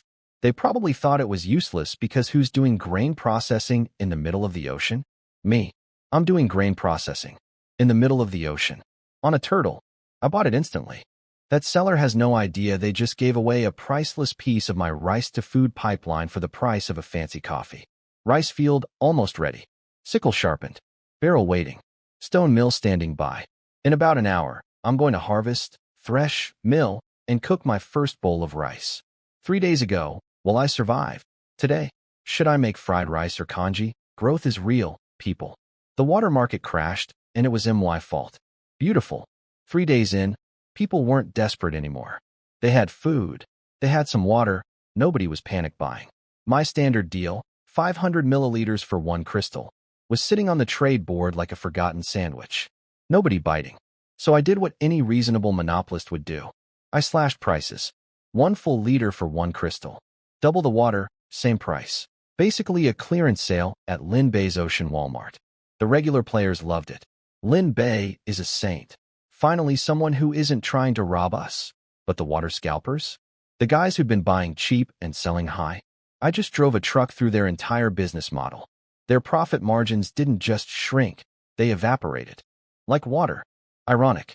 My inbox filled up with angry messages faster than my furnace fills with smoke. Change the price back. We have numbers. Don't make us come find you. I read every single threatening message, leaned back, and typed 1 word. Come. 3 seconds of silence. Then I added, please. I'm begging you to try something. I need the entertainment. Inbox went quiet. Funny how that works. Everyone's a tough guy until they remember the other person has 30-point stats and a battle turtle the size of a basketball court. But these clowns weren't done. They couldn't fight me, so they tried something even more pathetic, propaganda. Started posting in chat about how I'm pretending to be generous and monopolizing the market. Classic move. Can't beat them? Slander them. Some people bought it. Most didn't. I didn't care either way because my rice was ready. I squatted at the edge of my field and squeezed a stalk. Heavy. Golden. Perfect. Sickle out. 1 clean swing. First harvest of the apocalypse. 6 normal plots gave regular white rice. Good for eating, nothing special. But those 4 mutated plots? The grains were dark red, almost glowing, like each one had a tiny heartbeat. E-rank blood rice. Boosts constitution and strength. I dumped the grain into my stone mill and started grinding. The crunch of husks splitting open, white rice with blood-red veins tumbling out, it was oddly satisfying. Farming is addictive. Who knew? I went from guy who killed his only houseplant to guy who gets emotional about grain quality in 3 days. Lunchtime. I bought a pot for 3 bottles of water, the cheapest purchase of my career. Then I went shopping for seasonings. Found one seller with a full spice collection. Salt, chili, pepper, garlic, everything. Messaged him. His reply, "Oh, Lin Bei? 50 crystals for the set, 50. He saw my name and tried to scalp me. Brother, I am the biggest trader in this village. You think I don't know what things cost? I closed the chat, found 3 other sellers, bought salt for 1 water, chili for 2 waters, got free garlic as a bonus. Fair prices. Done. Then I blocked Mr. 50 Crystals. He apparently tried to message me again and discovered the wall. I hope the realization stung. You tried to scam the wrong farmer. Back in my kitchen with MY stove in MY stone house. I lit the fire, poured in water, and cooked rice for the first time since arriving in this world. The smell that came out of that pot. I stood there inhaling like a lunatic. White rice steaming, E-rank grilled meat on the side, fresh wild onions scattered on top. A real meal. With carbs. With seasoning. I sat down, picked up my chopsticks, and nearly cried into my bowl. For 3 days I'd been eating dry bread, canned garbage, and unseasoned barbecue. This was the first meal that felt like food. Real, actual, sit down and enjoy food. No rice, no meal. That's my philosophy. Everything else is just snacking. Halfway through eating, I froze. Something nagging at the back of my brain. What did I forget? Copper bars. I was supposed to sell copper after upgrading. I fell asleep and forgot. Whoops. I threw them on the trade board. 20 F-rank crystals per bar, or 2 E-rank. Expensive? Yes. But I'm the only supplier, and everyone in the top tier needs them to upgrade. The first-tier players nearly fell off their rafts scrambling to buy. Finally, take my crystals. Expensive, but I need it. Sold out instantly. Then I listed blood rice. 10 crystals per serving. Gone in seconds. Light fruits. Gone. Healing fruits. Gone. First buyer every single time. Little orange. This girl has reflexes like a professional gamer. She's either glued to the trade screen or she's developed precognitive abilities specifically for buying my products. At this point, she's not a customer. She's a subscriber. The scalpers in chat watched my transaction log scroll by and went silent. Every sale was another nail in their credibility coffin. Lin Bei products sell themselves. No marketing needed. My reputation is worth more than their entire inventories combined. Crystals poured in. Hundreds of them. My energy reserves swelled back up like a river after rain. But I knew this was a spike, not a steady income. To keep farming crystals from players, I need to keep producing things they can't get anywhere else. Grilled meat, special fruits, blood rice, copper bars. The assembly line can't stop. Problem: seeds. The system seeds don't reproduce. Once planted, they're gone.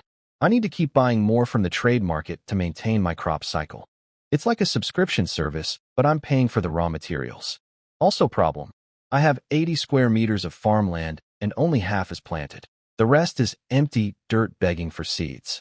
My afternoon schedule is packed by seeds, plant seeds, water seeds, maintain grills, run furnace, collect resources. This survival game has turned into a full-time job. I'm working harder than I ever did at my old life. At least in the real world, I got weekends off.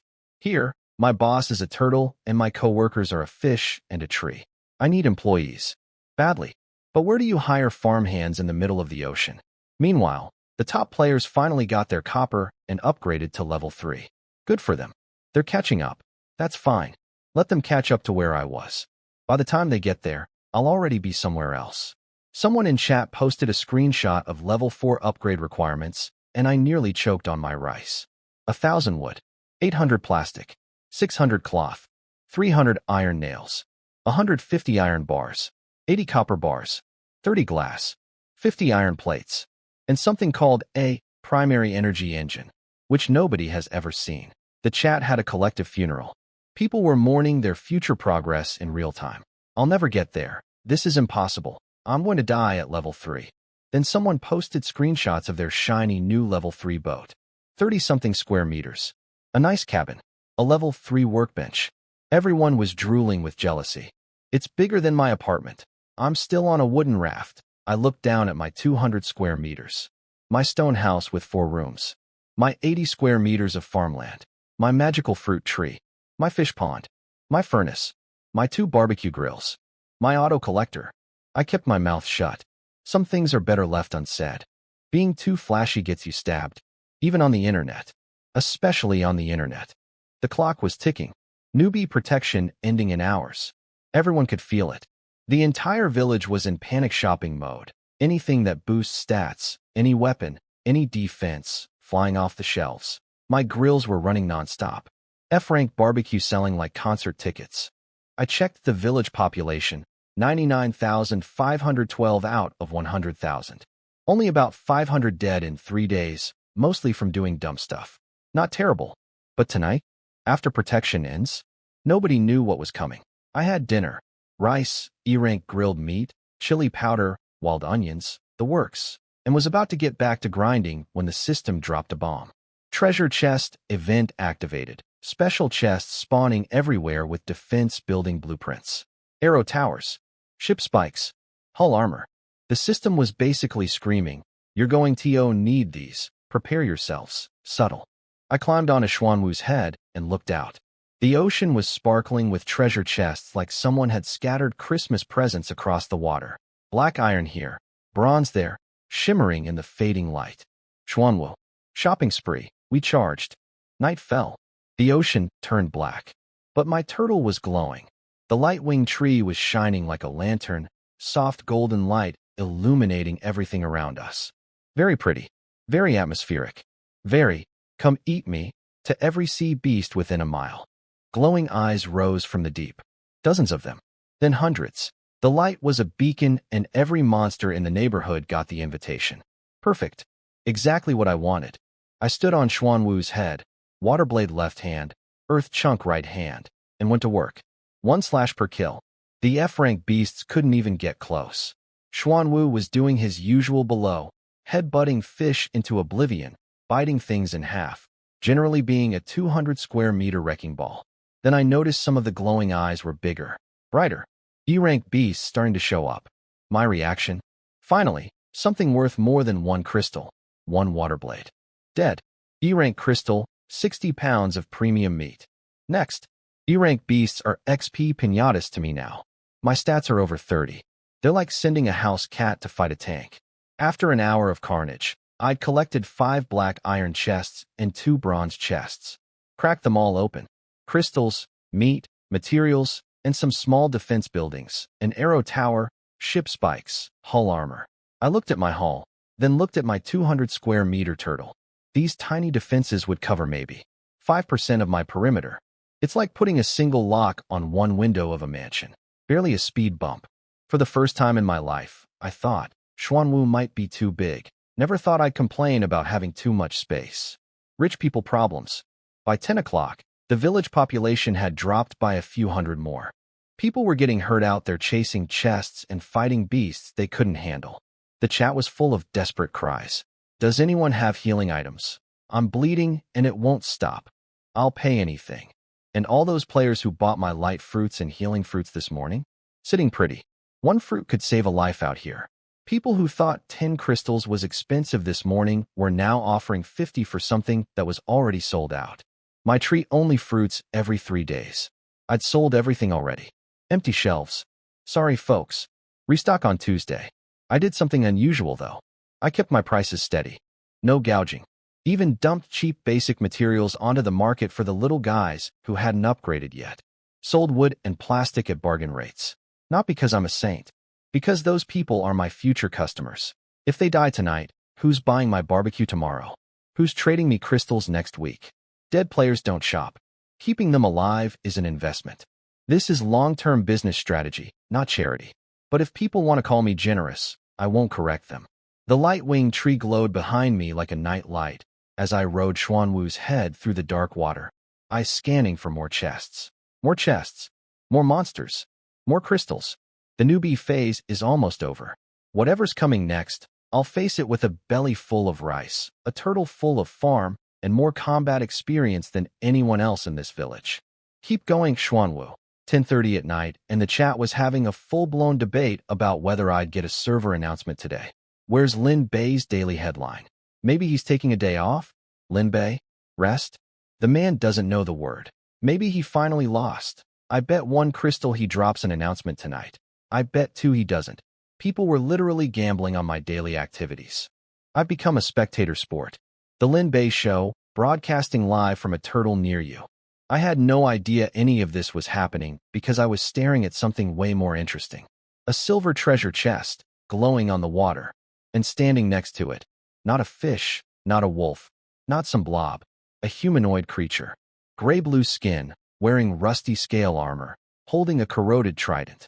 Its head was a fish face with bulging eyes and a mouth full of nightmare teeth. D-rank sea beast, fishman warrior. Possesses intelligence. Skilled with weapons, D-rank. First one I'd ever seen. A monster that can think and fight with proper technique. This wasn't some dumb fish floating around waiting to get stabbed. This was a warrior. I took a breath. No rushing in this time.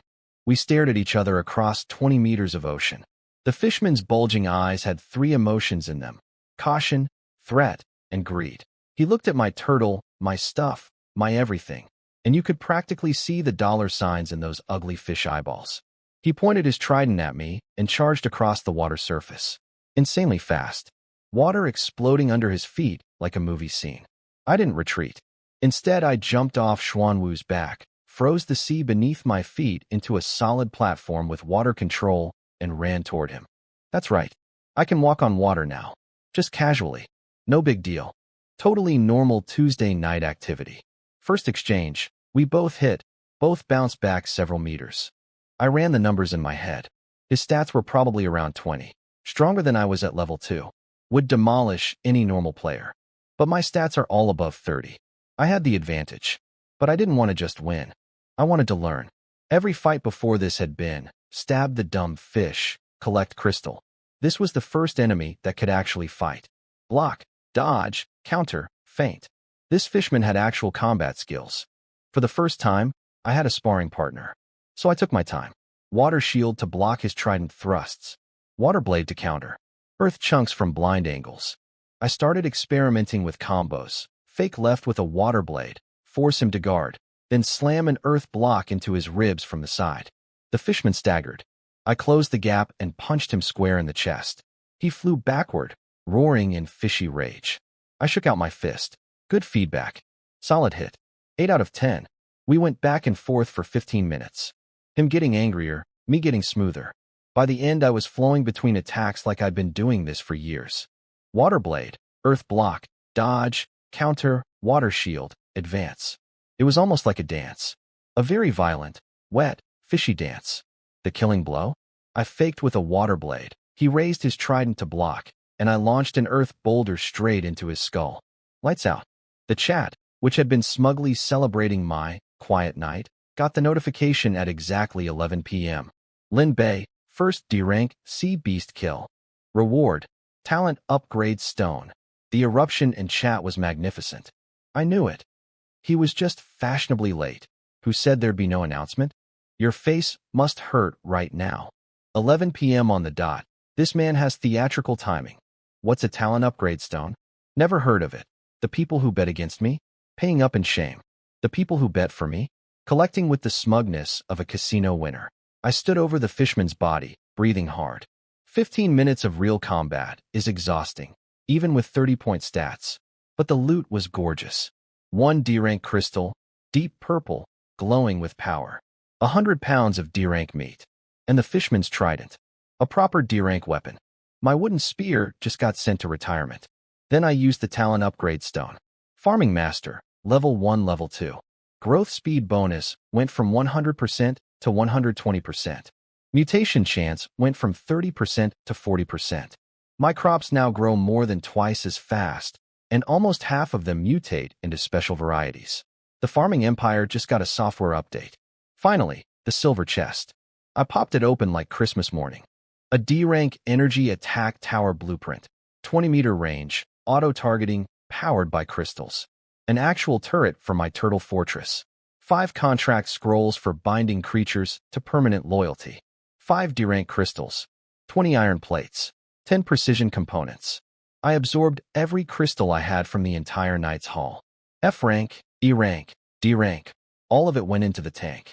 Energy, 814. Xuanwu needs 2,000 for level 4. Getting closer.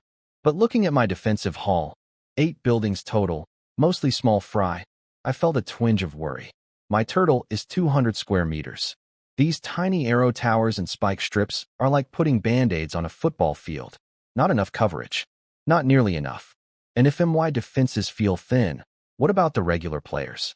They're 30 square meter boats with maybe 1 or 2 little arrow towers. They're my customers. Every player who dies is a crystal I'll never earn. Every dead person is a lost subscriber to Lin Bei's Ocean Marketplace. Their survival is literally my business model. The treasure chest event ended. The system's parting message was cheerful as always. Look forward to the first challenge. Look forward to it? That's like a dentist saying, look forward to your root canal. Whatever's coming. It's coming soon. Time to turn my turtle into a military base. I laid out all my defense blueprints like a general planning a war. D-rank energy tower in the center. A metal pillar with a glowing purple orb on top that looked like something from a sci-fi movie. 4 F-rank arrow towers along the stone walls. 2 E-rank ballistic cannons. 1 pointing forward, 1 guarding Xuanwu's butt. Because even turtles need rear protection, I loaded every building with crystals. They started glowing, humming, ready to kill. My turtle went from mobile farm to floating aircraft carrier. The whole shell was twinkling with weapon lights like a Christmas tree that could murder you. Expensive though. These things eat crystals just by existing. The energy tower alone costs 5 crystals a day just to stay turned on. I'm hemorrhaging money in my sleep. Military spending is real, even in the apocalypse. Everyone else was building defenses too. Tiny arrow towers on tiny rafts.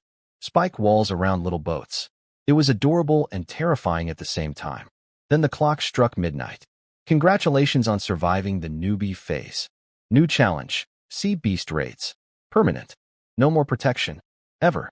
Good luck. Also, leaderboard activated. A ranking popped up in front of every single player. Number 1. Lin Bei. Level 3.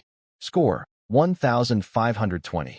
Number 2 had 980 points. I wasn't just winning. I was winning by half again as much as second place. The gap was so wide you could park Xuanwu in it. And there at number 10, Little Orange, level 2. Score 420. My most loyal customer made the top 10. Who I asked this girl? The chat briefly celebrated the leaderboard before reality punched everyone in the mouth. The ocean erupted. Glowing eyes. Everywhere. More than any night before. A tsunami of monsters rising from the deep. And this time, they weren't just floating around waiting to be harvested. They were attacking. Somewhere in the distance, a wooden raft exploded. A massive fish smashed straight through it. The player on top didn't even have time to scream before being dragged underwater. Blood bloomed on the surface like a horrible flower. This wasn't a scene. This was happening thousands of times simultaneously. In the first hour, over 6,000 people died. The village population crashed from 99,000-something to 91,222. 6,000 people gone. More than the entire 3-day newbie period combined. In 1 hour. The chat was chaos. Screaming. Begging.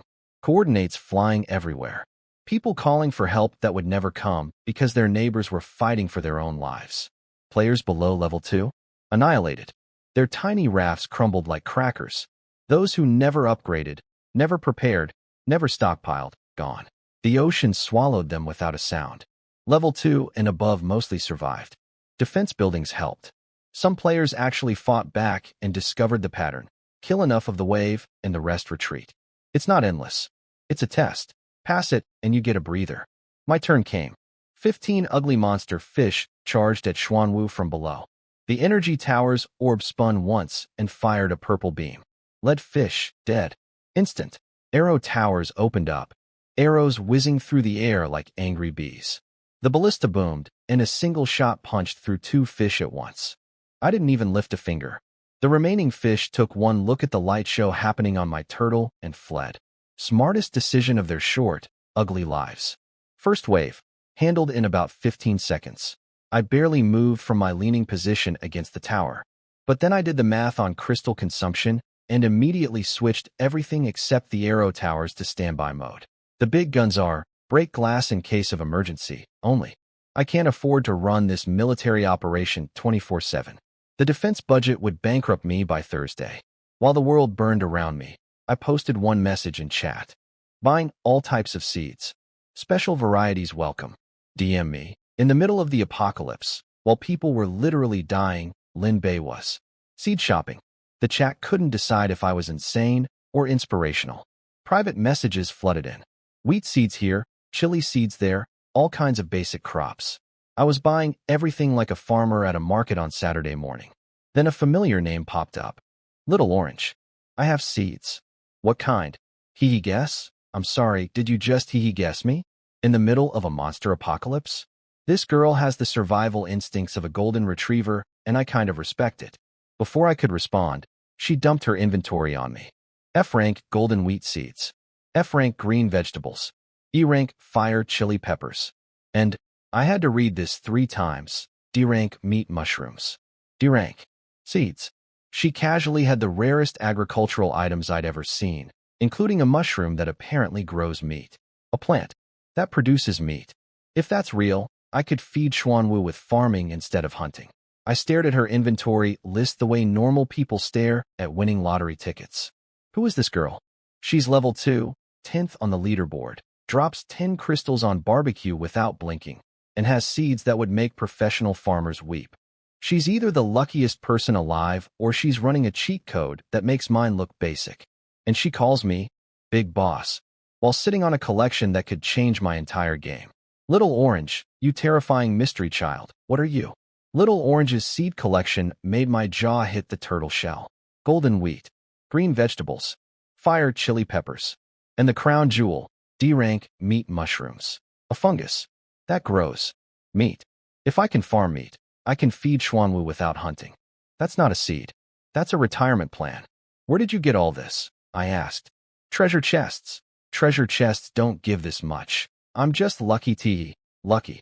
Just lucky. Sure. And I'm just standing on a 200 square meter battle turtle. We're all just things in this world. I needed those seeds like I needed oxygen. But I'm not paying full price when I have leverage. Time to negotiate. What do you want for them? Grilled meat. E-rank. The yummy kind. This girl's entire economic philosophy is trade everything for delicious food. She's not a survivor. She's a foodie who accidentally got ice-guyed. E-rank is running low, I typed. But I do have D-rank meat. Fresh. 10 times better than E-rank. 5 seconds of silence. I want it. D-rank is expensive. I have crystals. Don't want crystals. Then what? I screenshot her seed list and sent it back. All of these. For 20 pieces of D-rank grilled meat. You're a robber. I closed the chat and started counting. 1, 2. THR. Wait. Deal. I'll trade. 3 seconds. New personal record. Negotiation is an art form, and I am Picasso. But, I added, you have to tell me why your luck is so insane. She hesitated. Then sent me a screenshot of her player panel. S-rank talent. Blessing of the goddess of fortune. Massively increased probability of high-quality items from treasure chests. Massively increased rare drop rates in combat. I almost dropped my trident into the ocean. S-rank. Luck. Talent. She doesn't just get better loot. The universe literally bends probability for her. Every chest she opens is rigged in her favor.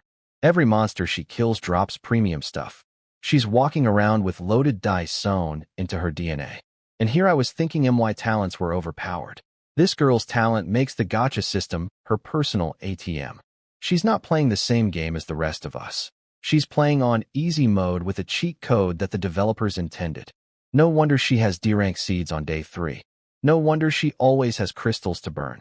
No wonder she snipes everything I list before anyone else can blink. She probably found 10 treasure chests while brushing her teeth this morning. I took a deep breath and filed away a very important mental note. Never underestimate other players. I've been strutting around thinking I'm the main character, but this girl with pigtails and a stomach the size of a hamster is sitting on a gold mine made of pure probability manipulation. Humbling? A little. Useful? Extremely. A trading partner who opens better loot than everyone else. That's a supply chain. 20 D-rank grilled meats went out. All the seeds came back. Fair trade.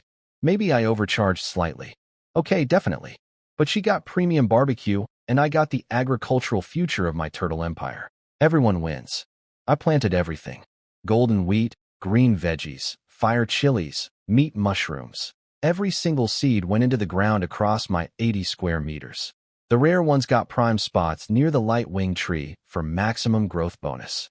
Regular seeds from other traders filled the gaps. By 2 a.m., every plot was planted and watered. I showered, collapsed into bed, and passed out instantly. Morning brought chaos. The chat discovered that everyone's personal info now showed coordinates. Actual map positions. You could find anyone. Some idiot immediately posted his own coordinates. Hey look, I'm at. Delete that, you moron. People can find you now. Coordinates meant players could meet in person. Form groups. Trade face-to-face.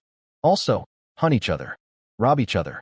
The ocean just got a lot more social, and not necessarily in a good way. Then the server announcement hit, and for once, it wasn't me. Player Lin Bei has established the first player organization, Soaring Cloud Pavilion. Lin Bei ranked 3rd on the leaderboard. He'd found a guild contract from a silver chest and used it to create an actual faction.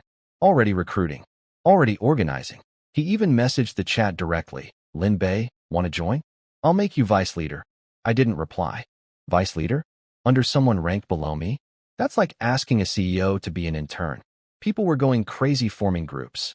Guilds, alliances, merchant associations, mutual aid societies. Everyone wanted to team up.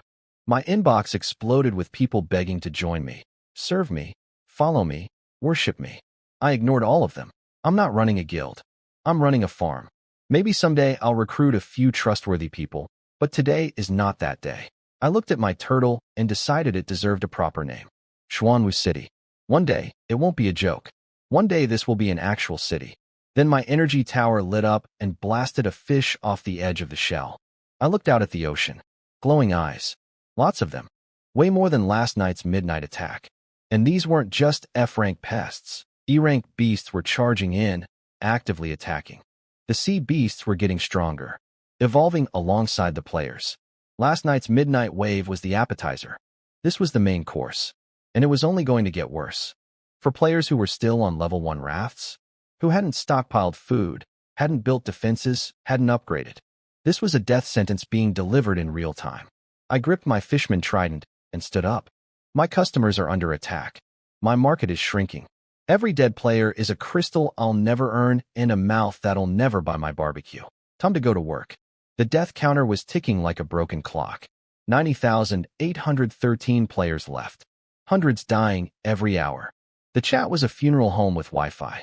Is there any hope? I can't take this anymore. Someone save us. Sad? Yes. But I had vegetables to harvest. My crops were ready. All of them. At the same time. Christmas morning for farmers. Watermelons, fat, round, beautiful, sitting on their vines like green bowling balls. Tomatoes so red they looked photoshopped. Potatoes literally punching through the soil, trying to escape. And half of them were mutated. My upgraded farming master talent bumped mutation chance to 40%, and it was delivering like Amazon Prime. 20 blood pattern watermelons, E-rank, boosts constitution. 30 burst tomatoes, E-rank, boosts strength. 20 earthquake potatoes, E-rank, boosts speed. 70 mutant vegetables. 70 little stat-boosting miracles that nobody else on this entire ocean can produce. But then, in the corner of my field, one watermelon that made the others look like amateurs. Golden skin, glowing patterns, radiating main character energy. D-rank golden pattern melon. Medium constitution boost. My first D-rank crop ever. The talent upgrade didn't just increase mutation rates, it increased mutation quality. My farm isn't just producing food anymore. It's producing power UPS. I listed everything on the trade board. 10 crystals per mutant fruit or vegetable. No more trial pricing. No more discounts. The brand is established. Lin Bei products sell themselves. Expensive, someone complained. I bought 3 and all my stats went up, someone else replied. Shut up and take my crystals, 70 items. Sold out in 10 minutes. Crystals flooding in like a broken dam. I was absorbing them as fast as they arrived, energy counter spinning like a gas pump. Then something unexpected happened. People started asking for the normal stuff. Any regular watermelon? I just want to eat a tomato. I don't care about stats. Can I buy a plain potato? Please. It hit me like a truck. These people haven't eaten a fruit or vegetable in 4 days. They've been living on bread, canned meat, and despair. A regular watermelon isn't food to them. It's a luxury experience. It's the apocalypse equivalent of fine dining. I listed everything. Regular watermelon, 2 crystals. Regular tomato, 2 crystals. Regular potato, 2 crystals. Gone. Instantly. People bought potatoes like they were buying diamonds. I'm not just the barbecue king anymore. I'm the entire grocery store. The only supermarket in an ocean of 100,000 people, and my shelves are the only ones with produce. While I was counting my profits, little orange pinged me. Again. Of course. Do you have watermelon left? I have something good to trade. What kind of good? A special plant. Thorn vine. You plant it around your boat, and it hurts sea beasts that touch it. A defense plant? Something that grows along my walls and damages anything that tries to climb up? That's not a plant. That's a living security system. I'm out of E-rank watermelon, I told her. But I have 1 D-rank golden melon. Yes. I want it. 10 E-rank crystals plus the thorn vine. Deal. I could have charged more. I know I could have charged more. She would have paid anything for D-rank fruit. The girl's entire personality is, we'll trade strategic resources for delicious food. But she's my best customer, my most reliable supplier, and honestly, her enthusiasm is kind of endearing. You don't squeeze your golden goose. You feed it watermelon and let it keep laying golden eggs. Trade complete. I took the thorn vine seed to the edge of Xuanwu's shell, dug a hole, planted it, watered it. The sprout burst through the soil immediately. Green tendrils started climbing up the stone walls like living barbed wire, growing so fast I could watch it in real time. Thorny, aggressive, beautiful. And right on cue, the Beast Taming System popped up. Contractable plant detected. Thorn vine. Contract, I grinned. Ever since contracting the light-winged tree, I'd been waiting for this. On Xuanwu's back, plants might actually be more useful than animals. The tree boosts my farm. This vine could protect my walls. Every contract makes the whole system stronger. Regular players tame wolves and fish. I tame agriculture. Contract. Confirmed. 60 energy points to upgrade the thorn vine? That's pocket change. I have 1,847 points. That's like asking a billionaire if he can afford a sandwich. Upgraded. Immediately. The vine exploded with growth. Green tendrils shot across the stone walls like they were late for work. Thorns everywhere. And these weird flower buds popped up along the length, fist-sized, fat, and angry-looking. Oh, and it can shoot now. The buds launch seed projectiles. Like biological cannons built into my garden wall. I tested it. One bud opened its flowery little mouth and spat a green seed 10 meters out over the ocean. Hit the water like a bullet. My wall has guns. But wait. The contract feedback gave me something even crazier. Wood attribute control can manipulate plants. I raised my hand toward a tomato plant. The stem straightened up like a soldier at attention. I made a plucking motion. A ripe tomato flew off the vine and landed in my palm. I just became a Jedi. For vegetables. No more bending over. No more sickles. No more tools. I can harvest my entire farm by waving my hands like a wizard conducting an orchestra. Farming speedrun. Unlocked. I bit into the flying tomato. Juicy. Delicious. Harvested by telekinesis. Peak living. 200 more points for level 3. Done. Didn't even hesitate. The vine went berserk. It covered the entire perimeter of Xuanwu's shell. Every inch of stone wall disappeared under a carpet of thorny green death. Flower buds every half meter, lined up like soldiers on a fortress wall. The system upgraded it to Spore Thorn Vine, level 3, capable of repelling E-rank sea beasts. My turtle is now wrapped in a living barbed wire fence that shoots things. From the outside, Xuanwu looks like a floating jungle fortress. Any sea beast stupid enough to touch my walls gets stabbed, slowed, and pelted with seed bullets simultaneously. Come at me, ocean. I dare you. Energy down to 1,587. Still plenty for Xuanwu's upgrade. Maybe tonight, maybe tomorrow. Around noon I noticed something weird. It was hot. Like, noticeably hotter than before. I checked the system, 34 degrees Celsius, up from the usual 28 to 29. The weather was changing. Filed that under, problems for future Lin Bei. I sat under the light-winged tree. Nice shade, very pastoral. And cracked open my personal D-rank golden melon. Cut it in half. Bit into it. Heavenly. The sweetest, juiciest watermelon I've ever tasted. If regular watermelon is a 7 out of 10, this was a 47. My taste buds held a parade. Stats went up 0.1 constitution. Doesn't sound like much, but at my level, above 32, gaining anything is like squeezing water from a stone. For a regular player, though, this melon would be transformative. I listed the other half on the trade board. 3 E-rank crystals. Gone in a nanosecond. And for once, it wasn't Little Orange who got it. Some stranger beat her to the punch. She must have blinked at the wrong moment. Her streak was broken. The buyer posted in chat. My constitution went from 7.1 to 8.3, plus 1.2 from half a watermelon. The chat had a seizure. 1.2. I've been grinding for days and gained 0.5. Lin Bei's products are illegal. Sell more. I'll pay 10 E-rank crystals. I had one more golden melon. I was keeping it. For me. Sometimes you gotta treat yourself. Sorry, sold out. Rare item. The wailing in chat could have been heard across oceans. Then a weird private message appeared from an unknown player. Lin Bei, watch out for Ocean Drifter. What do you mean? No reply. They went offline. Ocean Drifter. Ranked second on the leaderboard. The Iron Bar Island guy. I'd traded with him multiple times. I pulled up his recent activity. He'd formed a gang. Called it Tide Gang. His recruitment post read like a pirate manifesto. Join me, we eat well. Players with good stuff are our targets. Might makes right. Then I found a leaked screenshot of a message he'd sent to one of his goons. Track Lin Bei's movements. He hasn't formed a faction yet. Now is our best chance. Once we find his coordinates, we strike. I suspect he has a powerful special talent. Take him down, and we hit the jackpot. I read that 3 times. Then I laughed. This man, this second place, iron selling, island camping man thinks he can rob me? The guy with 32-point stats, a 200 square meter battle turtle wrapped in living barbed wire, an energy cannon, 2 ballistas for arrow towers, water blades, earth control, plant manipulation, and a water shield? Please come find me. I will turn your entire gang into fish food and then sell barbecue made from whatever sea beasts eat your remains. I saved the screenshot, said nothing publicly, and went back to work. Then I spotted it on the horizon. Another black shape, bigger than the first island. Much bigger. A new island. More resources.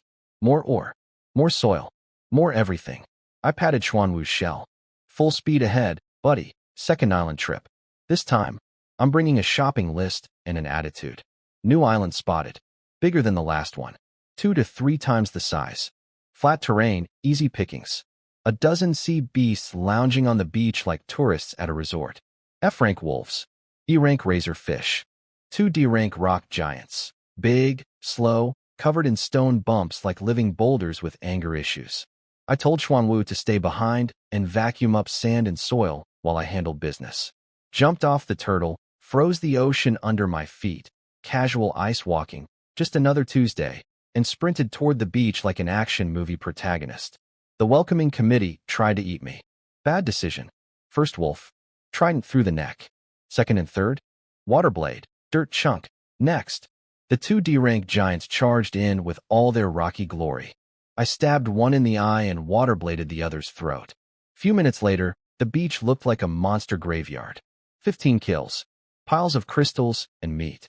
I started stripping the island of every useful resource like a professional looter. Then Xuanwu sent me a mental SOS. Intruders. I sprinted back to find 3 level 2 sailboats parked next to my turtle. These geniuses had looked at a 200 square meter fortress turtle with walls, towers, and a glowing tree, and thought, cool uninhabited island. Let's explore. They climbed over the walls. The thorn vine was waiting.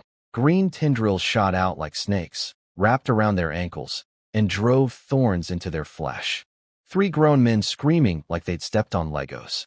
The rest of their crew froze on the boats, too scared to move.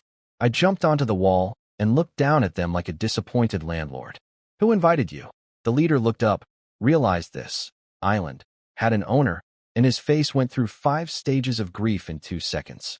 This is a vehicle? Yeah, buddy. This is my house. You just broke into my house. Which is also a turtle. Which is also a military base. The thorn vine tossed all 3 of them over the wall like bouncers ejecting drunk customers. Did they leave? Did they apologize? Did they make the intelligent decision? No. The leader shot a crossbow bolt at my face. I dodged it like it was moving in slow motion, because relative to my 32-point speed, it basically was, and water-bladed his shoulder open. Blood everywhere. Attack, he screamed. All 3 opened fire. Arrows, spears, the works. These guys were actually strong by normal standards. Top tier among regular players. Against me? Adorable. Water shield blocked everything.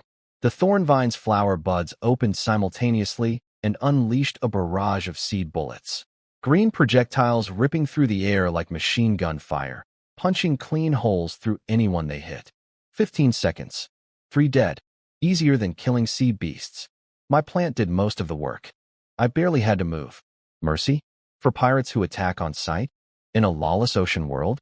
Please. These guys had the practiced movements of professional robbers. This wasn't their first time. It was just their last. I looted their bodies. Crystals, materials, blueprints, standard stuff. But then I found something special. Teleportation stone. Records coordinates. Warps you there on use. Excuse me? Fast travel exists in this world? I pocketed that so fast my hand broke the sound barrier. Then I went to check their boats and heard something. A tiny sound from a corner. I pulled back some rags. For people. 2 women, 1 man, 1 unconscious woman. Skin and bones. Torn clothes. Rope burns on their wrists. They were slaves. They captured us after our boats were destroyed. Made us carry things, cook, clean. Barely fed us. Beat us if we slowed down. I stood there for a few seconds. Quiet. Processing. These people had lost everything. No boat means no survival in this world. They were dead the moment their rafts broke, and these pirates gave them a choice between slavery and drowning. I had a different offer. You're staying on my ship. You'll work, farming, cooking, cleaning, feeding the animals. In exchange, you eat, you sleep safe, you live. The woman started crying. You'd really take us in? Yes. But I'll be honest up front. Do your jobs, don't cause problems. We good, for heads nodding so fast they almost fell off. I carried the unconscious woman onto Xuanwu and put her in the cabin. Fed everyone. They ate like they hadn't seen food in days, because they probably hadn't. Even the unconscious one woke up and started inhaling bread. Then I pulled out the contract scrolls from the silver chest. Binding contracts. Once signed, they literally can't betray me. Sign these. They didn't even read the terms. Just signed. Instantly. When your alternative is drown in the ocean, the fine print doesn't matter much. For employees. Finally. No more doing everything myself. No more being the farmer, chef, janitor, warrior, fisherman, and CEO simultaneously. I have staff now. Lin Bei Incorporated just went from sole proprietorship to actual company. I looted the dead pirates' crystals. Over 100 F rank, a dozen E rank, 2 D rank. Absorbed everything. The energy counter climbed. And climbed. And kept climbing. 2062. Xuanwu needs 2000 for level 4. I have enough. With 62 points to spare. I walked to the center of the shell. Cracked my knuckles. Took a breath. Xuanwu, get ready. But before I hit the button, I paused. Last time he went from 50 to 200 square meters. If the pattern holds, this next upgrade is going to be massive. I need to plan ahead, because whatever comes next, the layout of my turtle city is about to change dramatically. Deep breath. Let's build something incredible. I patted Xuanwu's head. Ready, buddy. He let out a roar so loud it created ripples across the ocean. Inside the cabin, my 4 new employees nearly had simultaneous heart attacks. I popped my head in. It's gonna get bumpy. Stay inside. Don't panic. They huddled together like kittens during a thunderstorm. Fair enough. Xuanwu. Level up. The shell didn't just shake this time. It had a full-blown earthquake. The most violent upgrade yet. The entire ocean was trembling like even IT was scared of what was happening. 300 square meters. 500. 700. 900. Blue, yellow, and green light exploding from every crack in the shell like a disco ball designed by God. The expansion lasted 10 minutes. Previous upgrades took seconds. This one needed a commercial break. When the light finally died down, I looked around at my new kingdom. 999 square meters. 1 square meter short of 1,000. The system is trolling me. But still, that's basically a quarter acre. An elliptical platform the size of a small park. My turtle is now officially larger than most people's houses, yards, and driveways combined. My 4 employees stumbled outside, took one look, and their brains blue-screened. How? How is this a vehicle? Is this legal? I smiled. I'm Lin Bei. Their eyes went so wide I thought they'd fall out. The Lin Bei? Leaderboard number 1 Lin Bei. The moment they realized they'd accidentally pledged eternal loyalty to the most famous player in the village, the fear in their eyes was replaced by something else. Relief. They'd been enslaved by pirates and rescued by a celebrity. Their luck went from rock bottom to jackpot in one afternoon. You'll live here. Work hard. Don't cause trouble, and I'll take care of you. The girls especially looked like they might cry again. After 2 days of being beaten and starved by pirates, living on a 1,000 square meter floating fortress with unlimited food and water probably felt like heaven. New stats dropped. Xuanwu, Mystic Vault Giant Turtle. Level 4. Shell Defense, massively upgraded. Earth Powers, massively upgraded. Food Cost, energy points times 500 daily or equivalent high-grade meat. Next upgrade, 10,000 energy points. 10,000. I stared at that number, and my soul left my body for a second. That's a lot. My entire stockpile journey from 0 to 2,000 felt like climbing Everest. And now the system casually says, do that 5 more times. The grind just went from challenging to career. New feature unlocked. Sea chart. Shows nearby geography, islands, and monster zones. Basically Google Maps for the Apocalypse Ocean. Haven't opened it yet. Too busy. Server announcement. Obviously. Lin Bei. First to level 4. Reward. 5 silver treasure chests. 5. Not 1. 5. The system is finally paying me what I'm worth. The chat had its regularly scheduled meltdown. 4. We're still working on 3. This man is playing a different game. Someone said he was washed up yesterday. Lin Bei is literally God. Apparently the other top players were stuck. They had all the materials for level 4 except one thing. A primary energy engine that nobody knew how to get. They thought I'd be stuck too. They thought we'd be on even ground. Surprise. I didn't even open the chests. No time. I had construction to do. See, 1,000 square meters of empty turtle shell is just wasted potential. This needed urban planning. Xuanwu. Start absorbing.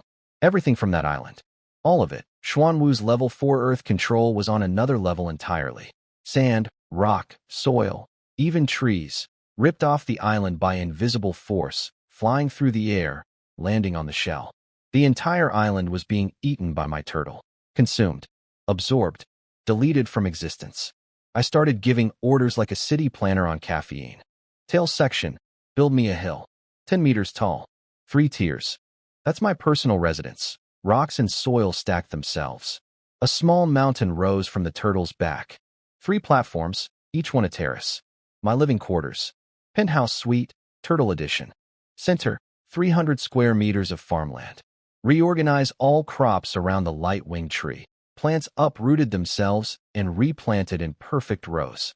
The entire farm relocated and expanded in minutes. Agricultural infrastructure, handled by telekinesis. Move the crystal fish pond to the first terrace. The fish pool floated up and settled on the first platform. Crystal fish did a happy lap in her new elevated home. Penthouse pool. She's living better than most humans at this point. Front section. Build 10 houses. 15 square meters each. 1-room apartments for my people. Stone walls rose. Roofs slid into place. 10 little homes. Neat rows. Instant neighborhood. My employees now have their own housing. Benefits package at Lin Bei Inc. Just keeps getting better. Public bathroom. I will not have my city smelling like a fish market. 1 person living alone? Whatever. Multiple residents? Sanitation matters. I'm building civilization here. and civilization has plumbing. A small bathroom structure appeared in the corner with private stalls. Not fancy, but functional. Building codes, enforced. Finally, surround everything with a 2-meter wall, stone flue. A proper city wall rose around the entire perimeter of the shell. 2 meters tall, solid stone, circling all 999 square meters. The thorn vine tried its best to cover the new walls. It stretched, climbed, reached, and covered maybe a tenth of the perimeter before running out of vine. I could feel its despair through our bond. This poor plant was having an existential crisis trying to wrap around a space 5 times larger than before. I sent it a mental hug. Don't worry, little guy. We'll upgrade you soon. It perked up slightly. Emotionally fragile houseplant. I love it. When the last stone settled, I turned around. The island behind us was gone. Completely. Nothing but flat ocean where land used to be. Every grain of sand, every pebble, every tree, absorbed into Xuanwu City. I stood on top of my 10-meter hill, surveying everything below. Residential district. Agricultural zone. Fish pond. Defense towers. Workshop area. A mountain I live on. My 4 employees were standing at the base of the hill, mouths open, speechless. One of them whispered, "He's not building a boat. He's building a country." Yeah, I am. Xuanwu City got a full renovation and I became a landlord, urban planner, and plumber all in one afternoon. First things first, that 1,000-square-meter shell was just a blank canvas. Sure, other players would sell their kidneys for this much space, but honestly, some rich people's apartments are this big. I'm not building a kingdom yet.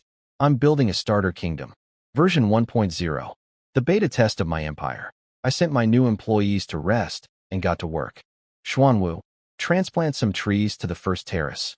Make it pretty. Trees ripped out of the ground and floated gently onto the first platform like nature's interior decorating service. Instant landscaping.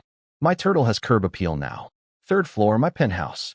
I used earth control to build myself a proper 2-bedroom apartment. Living room, kitchen, bathroom, the works. Stone walls, stone roof, windows with actual ventilation and natural light. Is it rough? Yes. Is it a cave with pretensions? Maybe. But it's my cave, and it has cross-ventilation. 2nd floor became a giant warehouse. 50 square meters. I moved everything there. Workbench, furnace, grills, storage chests. My industrial zone, centralized and organized. Marie Kondo would be proud. Everything sparks joy when it produces crystals. Then I tackled the real engineering challenge. Plumbing. I moved Crystal Fish's pool to the top of the hill. 10 square meters, 1 meter deep, right above my house. She's now the water tower. Gravity does the rest. I carved hollow stone pipes. Yes, I made pipes out of rocks using telekinesis and ran them everywhere. 1 pipe to my bathroom and kitchen, 1 to the warehouse, 1 down to the farm's reservoir.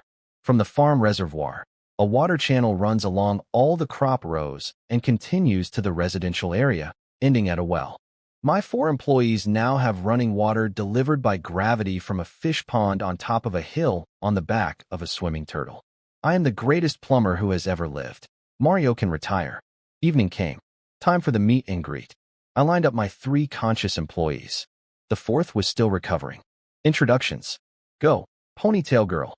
Chun Xiaoha. Used to work in a restaurant kitchen. I can cook. You're hired. Permanently. Never leave. Short hair girl. Zhou Xiaomian. Worked at a clothing factory. I can sew. Excellent. We'll need clothes eventually. And honestly, everyone on this turtle is wearing rags. Big guy, Lu Dazhuang. Not educated. But I'm strong. I'll do whatever dirty work you need. Perfect. Every city needs muscle. I handed out assignments like a CEO on the first day. Xiaoha, 3 meals a day. Breakfast at 7, lunch at 12, dinner at 6. I provide ingredients. Xiaomian, miscellaneous work. Watering crops, organizing storage, collecting resources. Make clothes when we have materials. Dazhuang, heavy labor. Carry things. Build things. Hit things if necessary. Then I laid down the rules. Living area, your zone. Free access. Farming area, go when assigned. My hill, the command center. OFF limits unless I call you. Water, unlimited but don't waste it. Bathwater gets collected and reused for crops. Work hours, 6 a.m. to 6 p.m. After that, you're free. When I mention showers, Their eyes lit up like children seeing Christmas lights. These people hadn't bathed in days.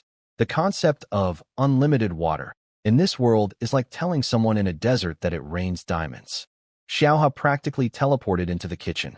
20 minutes later, grilled meat, wild vegetable soup, blood rice. The smell alone was worth rescuing these people. I took one bite and nearly cried. She cooks better than me. My food was good ingredients, mediocre technique. Her food was good ingredients plus actual skill. The meat was seasoned properly. The soup had depth. The rice was fluffy. This woman is a treasure.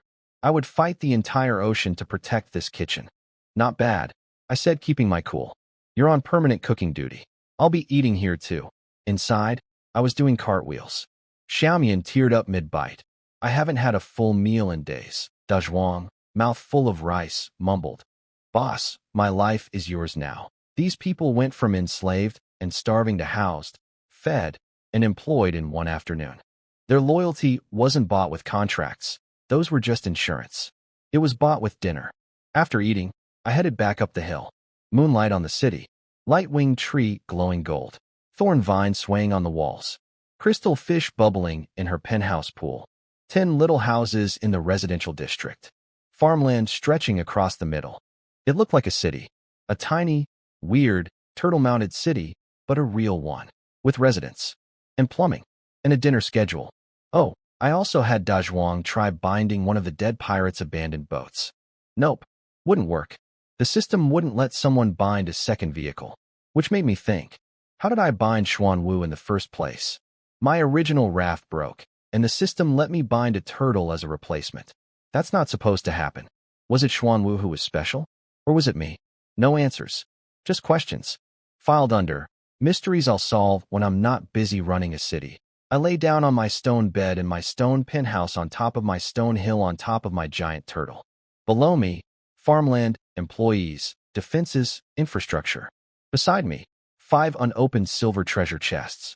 I rubbed my hands together like a cartoon villain. 5 silver chests. All mine. Whatever's inside. Tomorrow is going to be a very good day. I showered, changed clothes, washed my hands, sat down at my stone desk like a man about to perform surgery. 5 silver treasure chests in a row. This required ceremony. Chest 1, primary energy engine blueprint. Plus 50 iron bars, 30 copper bars, 10 precision parts. Chest 2, another primary energy engine blueprint. Plus 10 D-rank crystals, 20 iron plates, 500 wood. Chest 3, a third primary energy engine blueprint. Plus 50 E-rank crystals, 20 high-grade soil, 5 random seed packs. I had to stop and count on my fingers. 3 copies of the single most sought-after item in the entire village. The thing every top player was desperately searching for.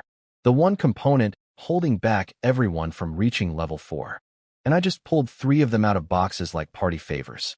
Chests 4 and 5 gave me mountains of iron, copper, glass, stone, D-rank crystals, precision parts, and a fine-quality spear blueprint.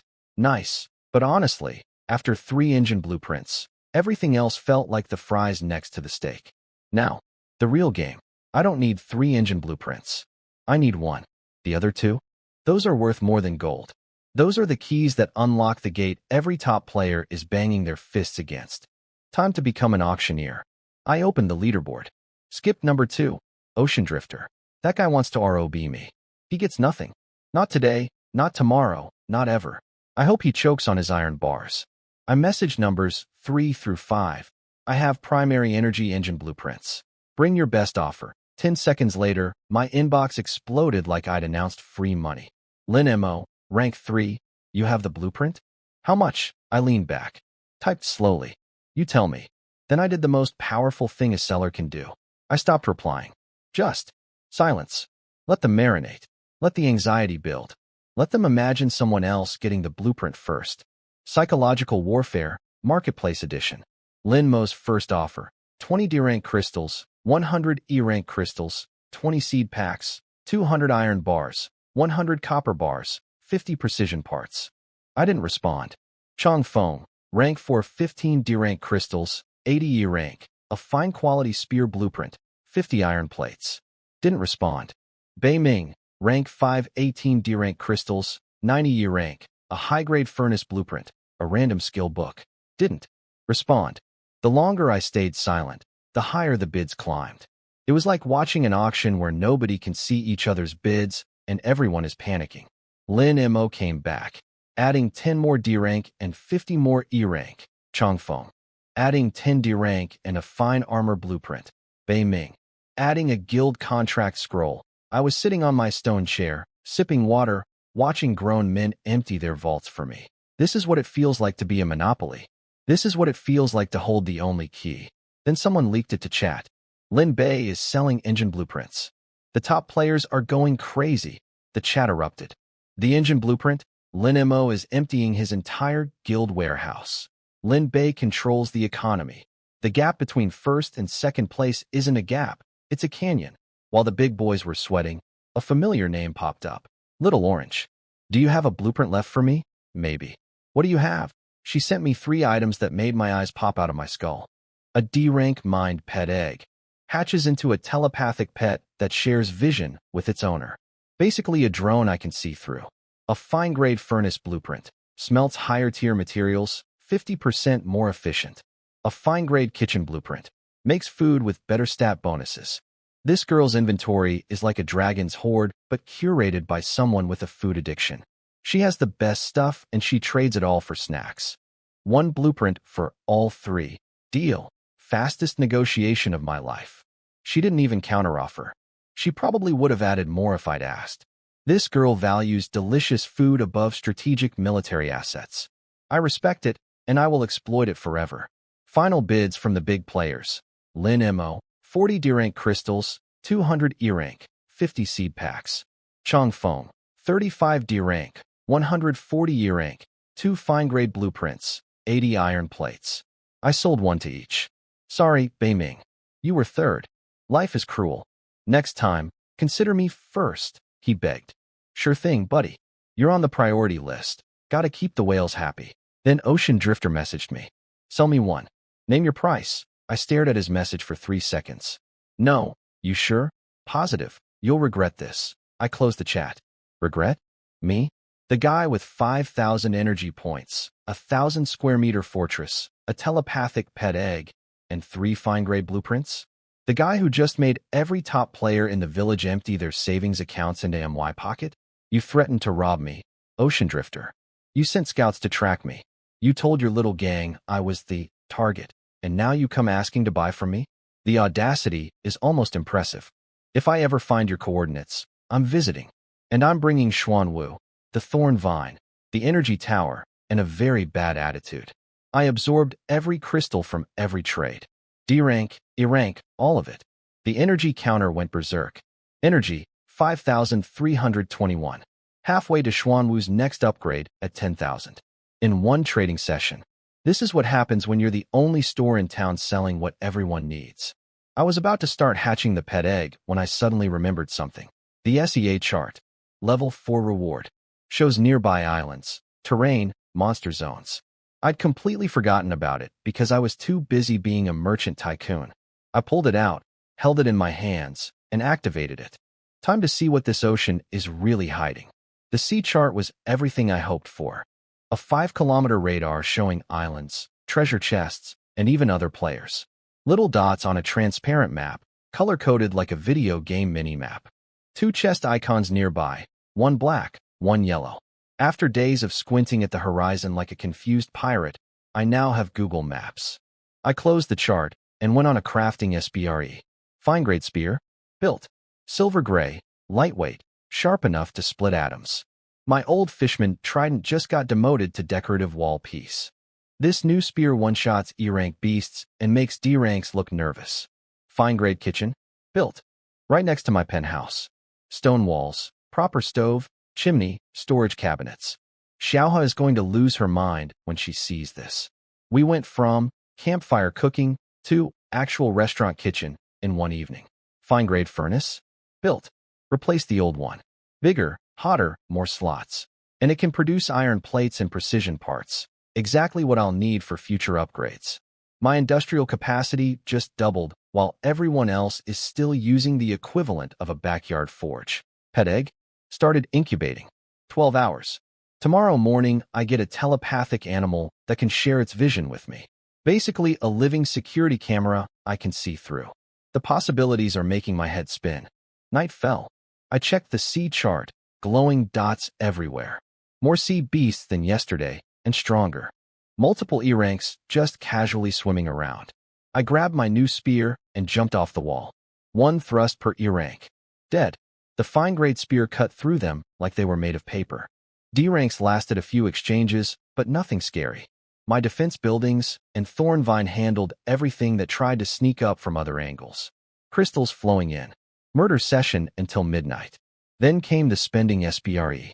First, the Thornvine. Level 3 was covering 1/3 of my walls. The rest was just naked stone. Embarrassing. Like wearing a bulletproof vest that only covers one arm.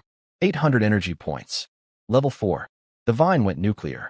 Green tendrils erupting in every direction, covering the entire city wall in seconds. Thicker thorns, more flower buds, every inch protected. The system said it can now repel D-rank beasts with seed bullets. My plant just became stronger than most people's weapons. My garden wall shoots things harder than their best equipment. Then crystal fish. Level 2 was producing 1,000 liters daily. Not enough anymore. More people, more crops, more demand. 300 points. Level 3. 5,000 liters. Still not enough. 1,000 more points. Level 4. The fish grew to 2 meters. She barely fit in her pool anymore. My pet fish is now the size of a small kayak. 20,000 liters per day. 20 tons of water. I could fill a swimming pool. Every day, I have more fresh water than a small town. And the contract feedback gave me a new ability. Water creation. I can generate 50 liters of clean water from nothing. Just summon it into my hand. I'm a walking water fountain. I will never be thirsty again, even if I'm stranded naked on a desert island.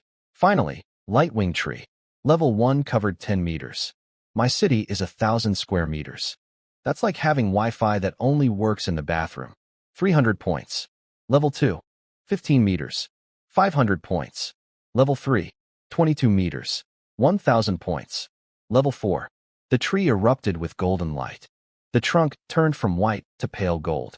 The canopy expanded to 30 meters in every direction.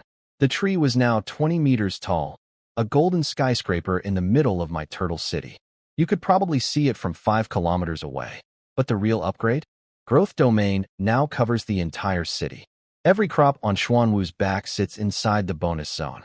Plus the domain now controls temperature. No more hot days, no more cold nights. My entire city has air conditioning powered by a tree. Crop growth speed. Farming master 120% light wing tree, 100% soil, bonus 20% equals 240% total bonus. Plants that take 5 days normally? I harvest them in about 1.5 days. I'm not farming. I'm speedrunning botany. And the fruits upgraded too. D-rank light fruits now. Harvestable every 2 days instead of 3. I checked my stats after all the contract feedback stacked up. Constitution, 101.3. Speed, 100.1. Strength, 101.1. I broke 100. In every stat. I'm literally superhuman in triplicate. I could probably punch through a wall, outrun a car, and survive being hit by one. All at the same time. Energy dropped from 5,321 to 1,421. Almost 4,000 points in one evening. My wallet is crying. But my city is glowing.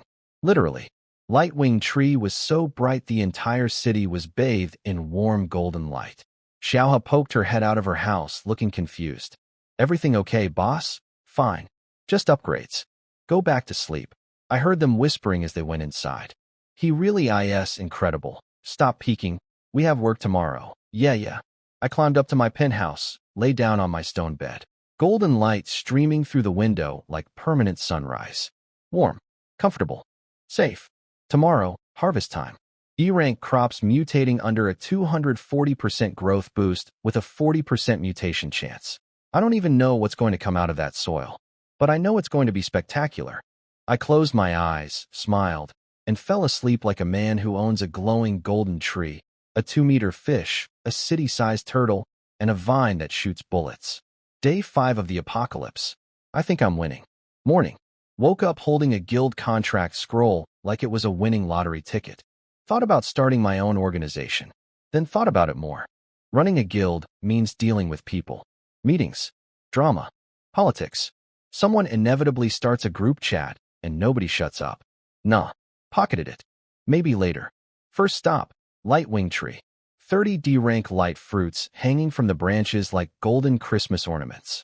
A fortune in stat-boosting produce, freshly grown overnight. My tree is a money printer that runs on sunlight and water. Walked down to the residential district at 6:30 a.m. The kitchen was already operational. Xiaohe had meat porridge bubbling and meat cake sizzling. Xiaomian was setting the table. Dazhuang was standing there like a golden retriever waiting for dinner. Helpful in spirit, mostly just present. And the fourth member of my crew, Su Xiaowan, was finally awake. The girl who'd been unconscious since I rescued her was sitting at the table, still pale but alive. We'd technically signed a loyalty contract while she was half dead, so this was technically our first real conversation. "Thank you for saving me," she said quietly. "Eat first, talk later. I'm a man of priorities, and priority one is always food." Then I pulled out 4 light fruits and dropped them on the table like candy. Dessert, they bit into them. Then the system notifications hit. Xiaowan, my constitution went from 1.2 to 2.9, Xiaomian. I gained 1.5, Dazhuang. I'm at 4.1 now. Xiao's eyes got watery. I haven't gained a stat point in days. These people went from starving slaves to stat-boosted employees in 24 hours. If loyalty had a meter, there's just hit maximum. I could practically see the one loyalty notifications floating over their heads like a video game. Work hard, and there's more where that came from. For heads nodding so fast they looked like bobbleheads. After breakfast, I assigned everyone their permanent roles. Xiaohe got promoted. Moved her from the basic kitchen down in residential to my fine-grade kitchen up on the hill. The one with the proper stove, real counter space, and actual equipment. Her eyes went wide like I'd just handed her the keys to a Ferrari. "You'll cook all meals up there. What we eat, we eat. What's left over, I sell." She practically ran up the hill. Xiaomian and Xiaowan got farming patrol. Weeding, monitoring crops, keeping the fields tidy. 300 square meters of agriculture doesn't maintain itself. Dazhuang, resource transport. Auto collector fills up, he hauls it to storage. Simple job for a simple man. He thumped his chest like a gorilla accepting a mission. On it, boss. I demonstrated the morning farm routine. Raised my hands. Activated plant control. Seeds flew out of my palms and planted themselves in perfect rows. Then water control. A massive sphere of water floated up, exploded into fine mist, and rained down evenly on every plant. Seeding and watering the entire 300 square meter farm in under a minute. No tools. No labor. Just wizard hands. My 4 employees stood there with their jaws on the floor.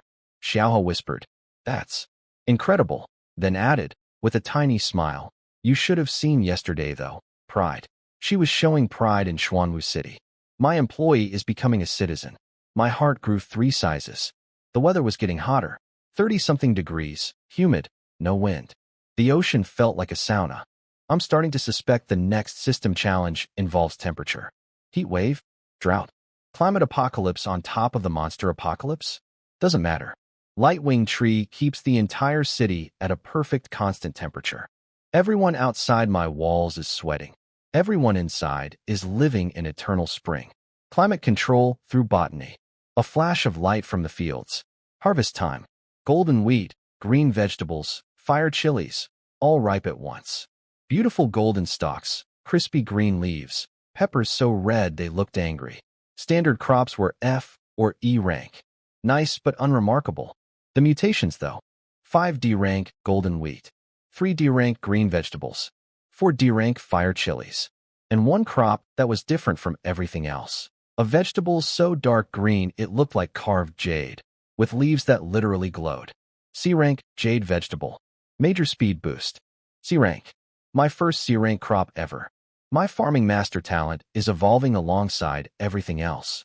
Higher mutation rates, higher mutation tiers. At this rate, I'll be growing B rank produce by next week. I cradled that C rank vegetable like a newborn baby. This one is mine. Lunch. Nobody else touches it. Grabbed all the ingredients and headed to the fine kitchen. Xiaohe. Golden wheat bread. Stir-fried greens.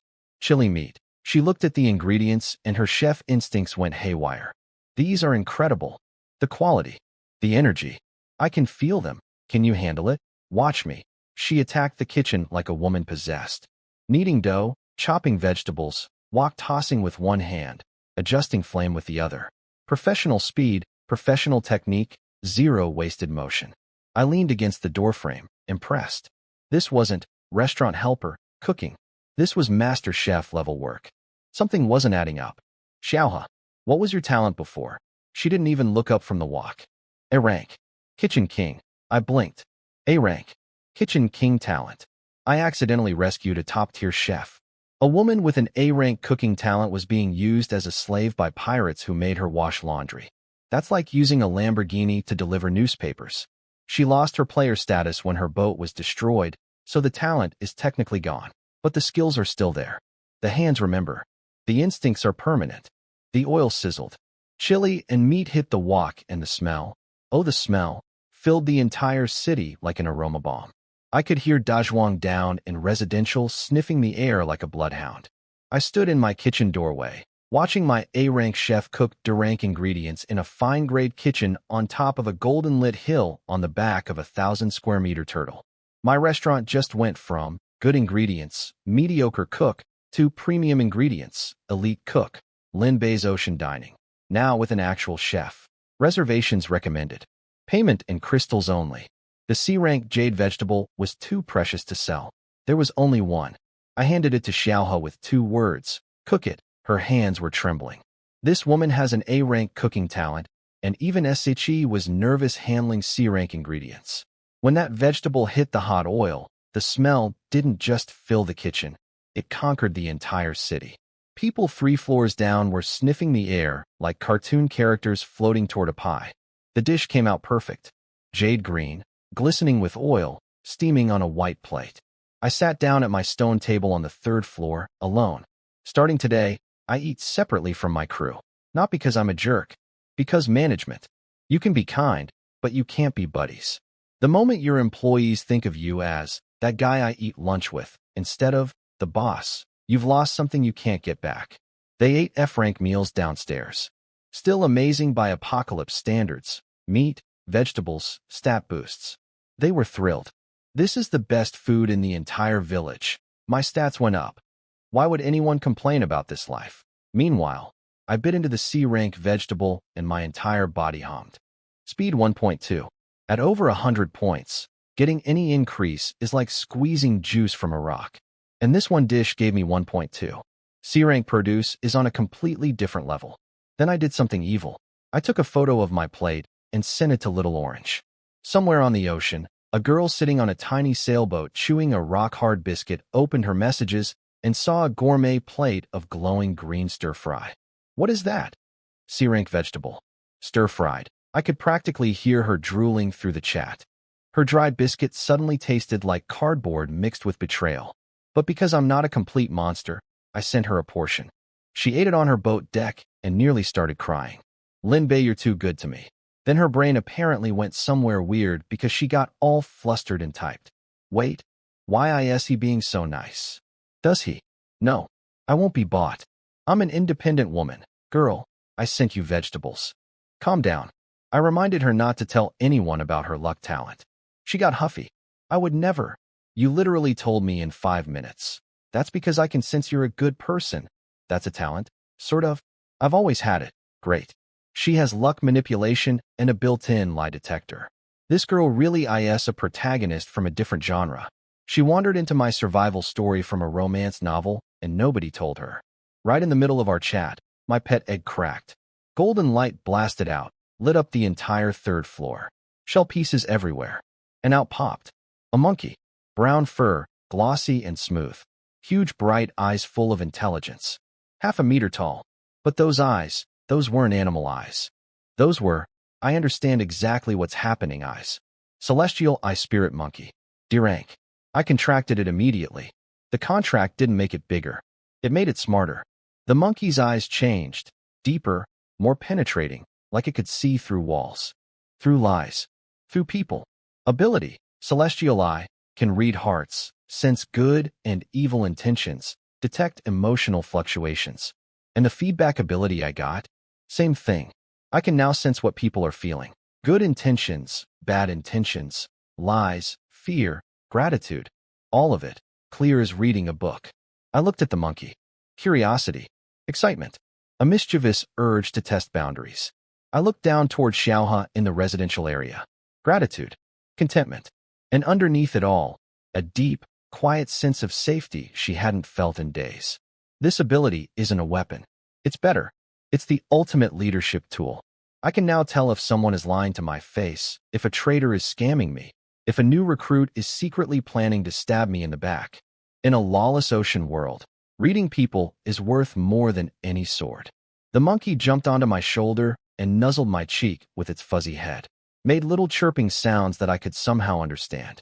Master, your name is Wukong. Wukong tilted his head, then jumped down. I handed him my fine-grade spear just to see what would happen. He grabbed it with both paws and started doing martial arts. Thrust, sweep, spin, slash, fluid, precise, natural.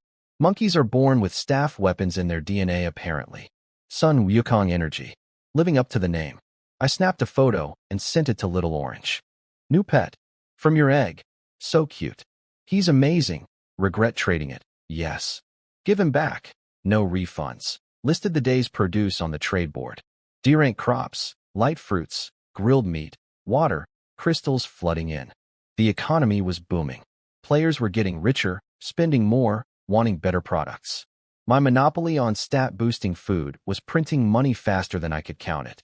Then Ocean Drifter decided to run his mouth in public chat. Lin Bei is nothing. I upgraded without him. He's just lucky. He posted a screenshot of his level 4 ship. 200 square meters. Engine-powered. 2-story cabin. Electrical system.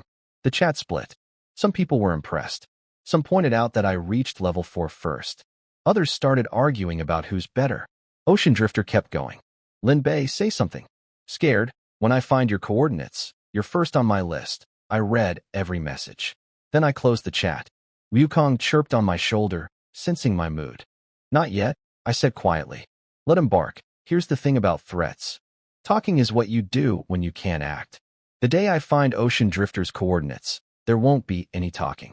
There'll just be a very confused pirate wondering why a 1,000-square-meter turtle wrapped in weaponized vines is parked on top of his boat, and a monkey with a spear. For the first time since arriving in this world, I had a quiet day. And honestly, it was kind of unsettling. Like when your phone stops buzzing and you think it's broken. I checked out my fancy furnace's crafting menu. Iron plates and precision parts. The two resources that every top player would sell their grandmother for. I can now manufacture the things everyone is desperately searching for. My furnace doesn't just smelt metal anymore. It prints money. While I was planning my next business move, Wukong tugged my hair. Yeah, I see them. See beasts approaching. 15 F ranks and 5 E ranks. A decent-sized assault party. I was about to jump down and handle it when a brown blur shot past me. Wukong grabbed the fine-grade spear, launched himself off the city wall like a furry missile, and went absolutely berserk. First F rank got slapped into the ocean with one swing. Second got skewered. The E ranks tried to surround him, and he danced through them like a tiny, hairy ballerina of death. Thrust, spin, sweep, 5 minutes, all dead. He hopped back onto the wall, propped the spear on his shoulder like an action hero, and grinned at me. Show off. I now have a bodyguard. A monkey bodyguard who kills sea beasts for fun and brings me the loot. I don't even have to stand up anymore. My combat role has been reduced to spectator. I went back to business.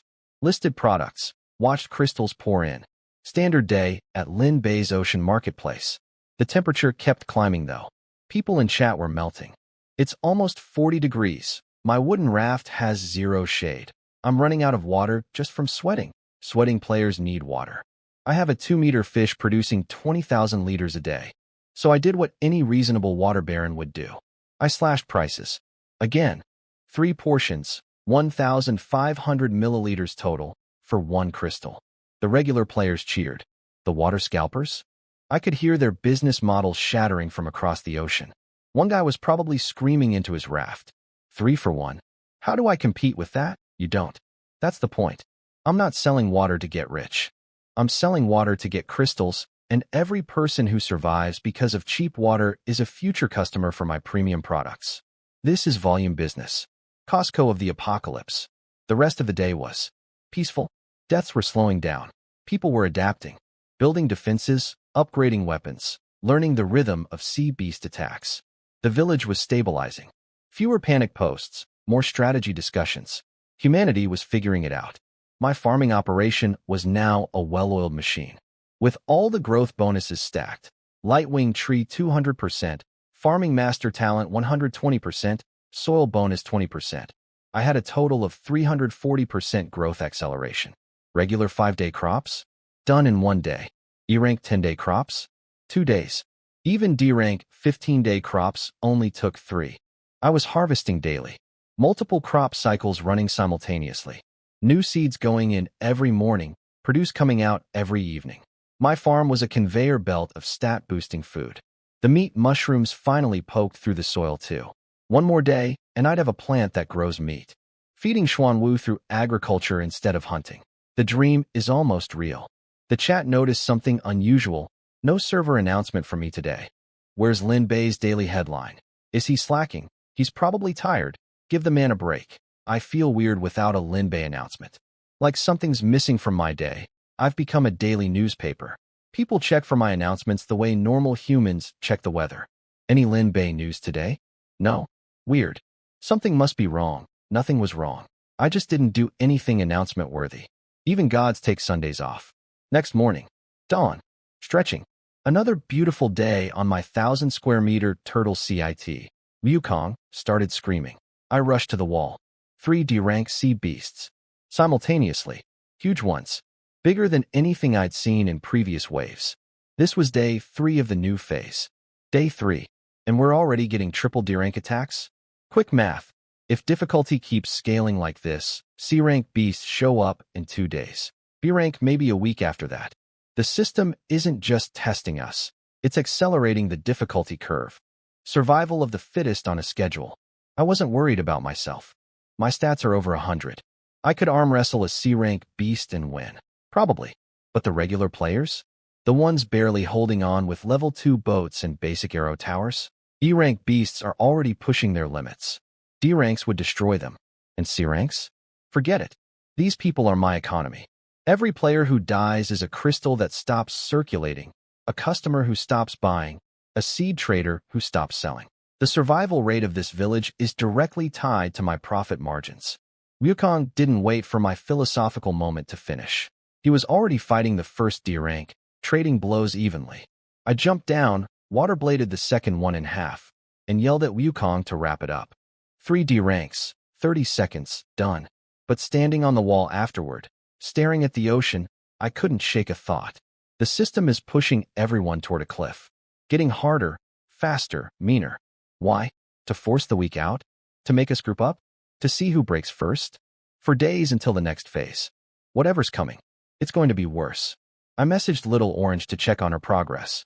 She needed D-rank crystals for her level 4 upgrade and wasn't getting them because, and I cannot stress this enough, she doesn't fight things. This girl has been surviving the apocalypse ocean almost entirely by opening treasure chests. She's playing a loot box game while everyone else is playing Dark Souls. Sea beasts apparently barely even attack her. Whether that's her luck talent passively bending reality or just cosmic favoritism, I don't know. But she's basically the world's most pacifist survivor. She mentioned she had a guild contract scroll. Want to build a guild together? I have one too, but being alone is boring. I've been sitting on my own contract scroll for days, going back and forth. Do I want to deal with people, organization, management, politics? But you know what? The world is getting harder. Solo play has limits. And I already have employees who need structure. I pulled out my scroll. Named the guild. Xuanwu City. Done. No ceremony. No speech. Just type the name and press confirm. Guild level 1, 300 storage slots, private chat channel, room for 20 members. First invite, Little Orange. Member 001. Then I had a wild thought. My 4 contract-bound employees. Can they join? I typed their names into the invite system. They appeared on the list. They're eligible. I hit invite on all 4. What happened next nearly broke them. System panels appeared in front of each of them. Not the full survival system. They'd lost that when their boats were destroyed. But partial panels, guild interface, personal stats, and their talent slots lit back up. Xiao has stared at her screen, eyes going red. My talent is back.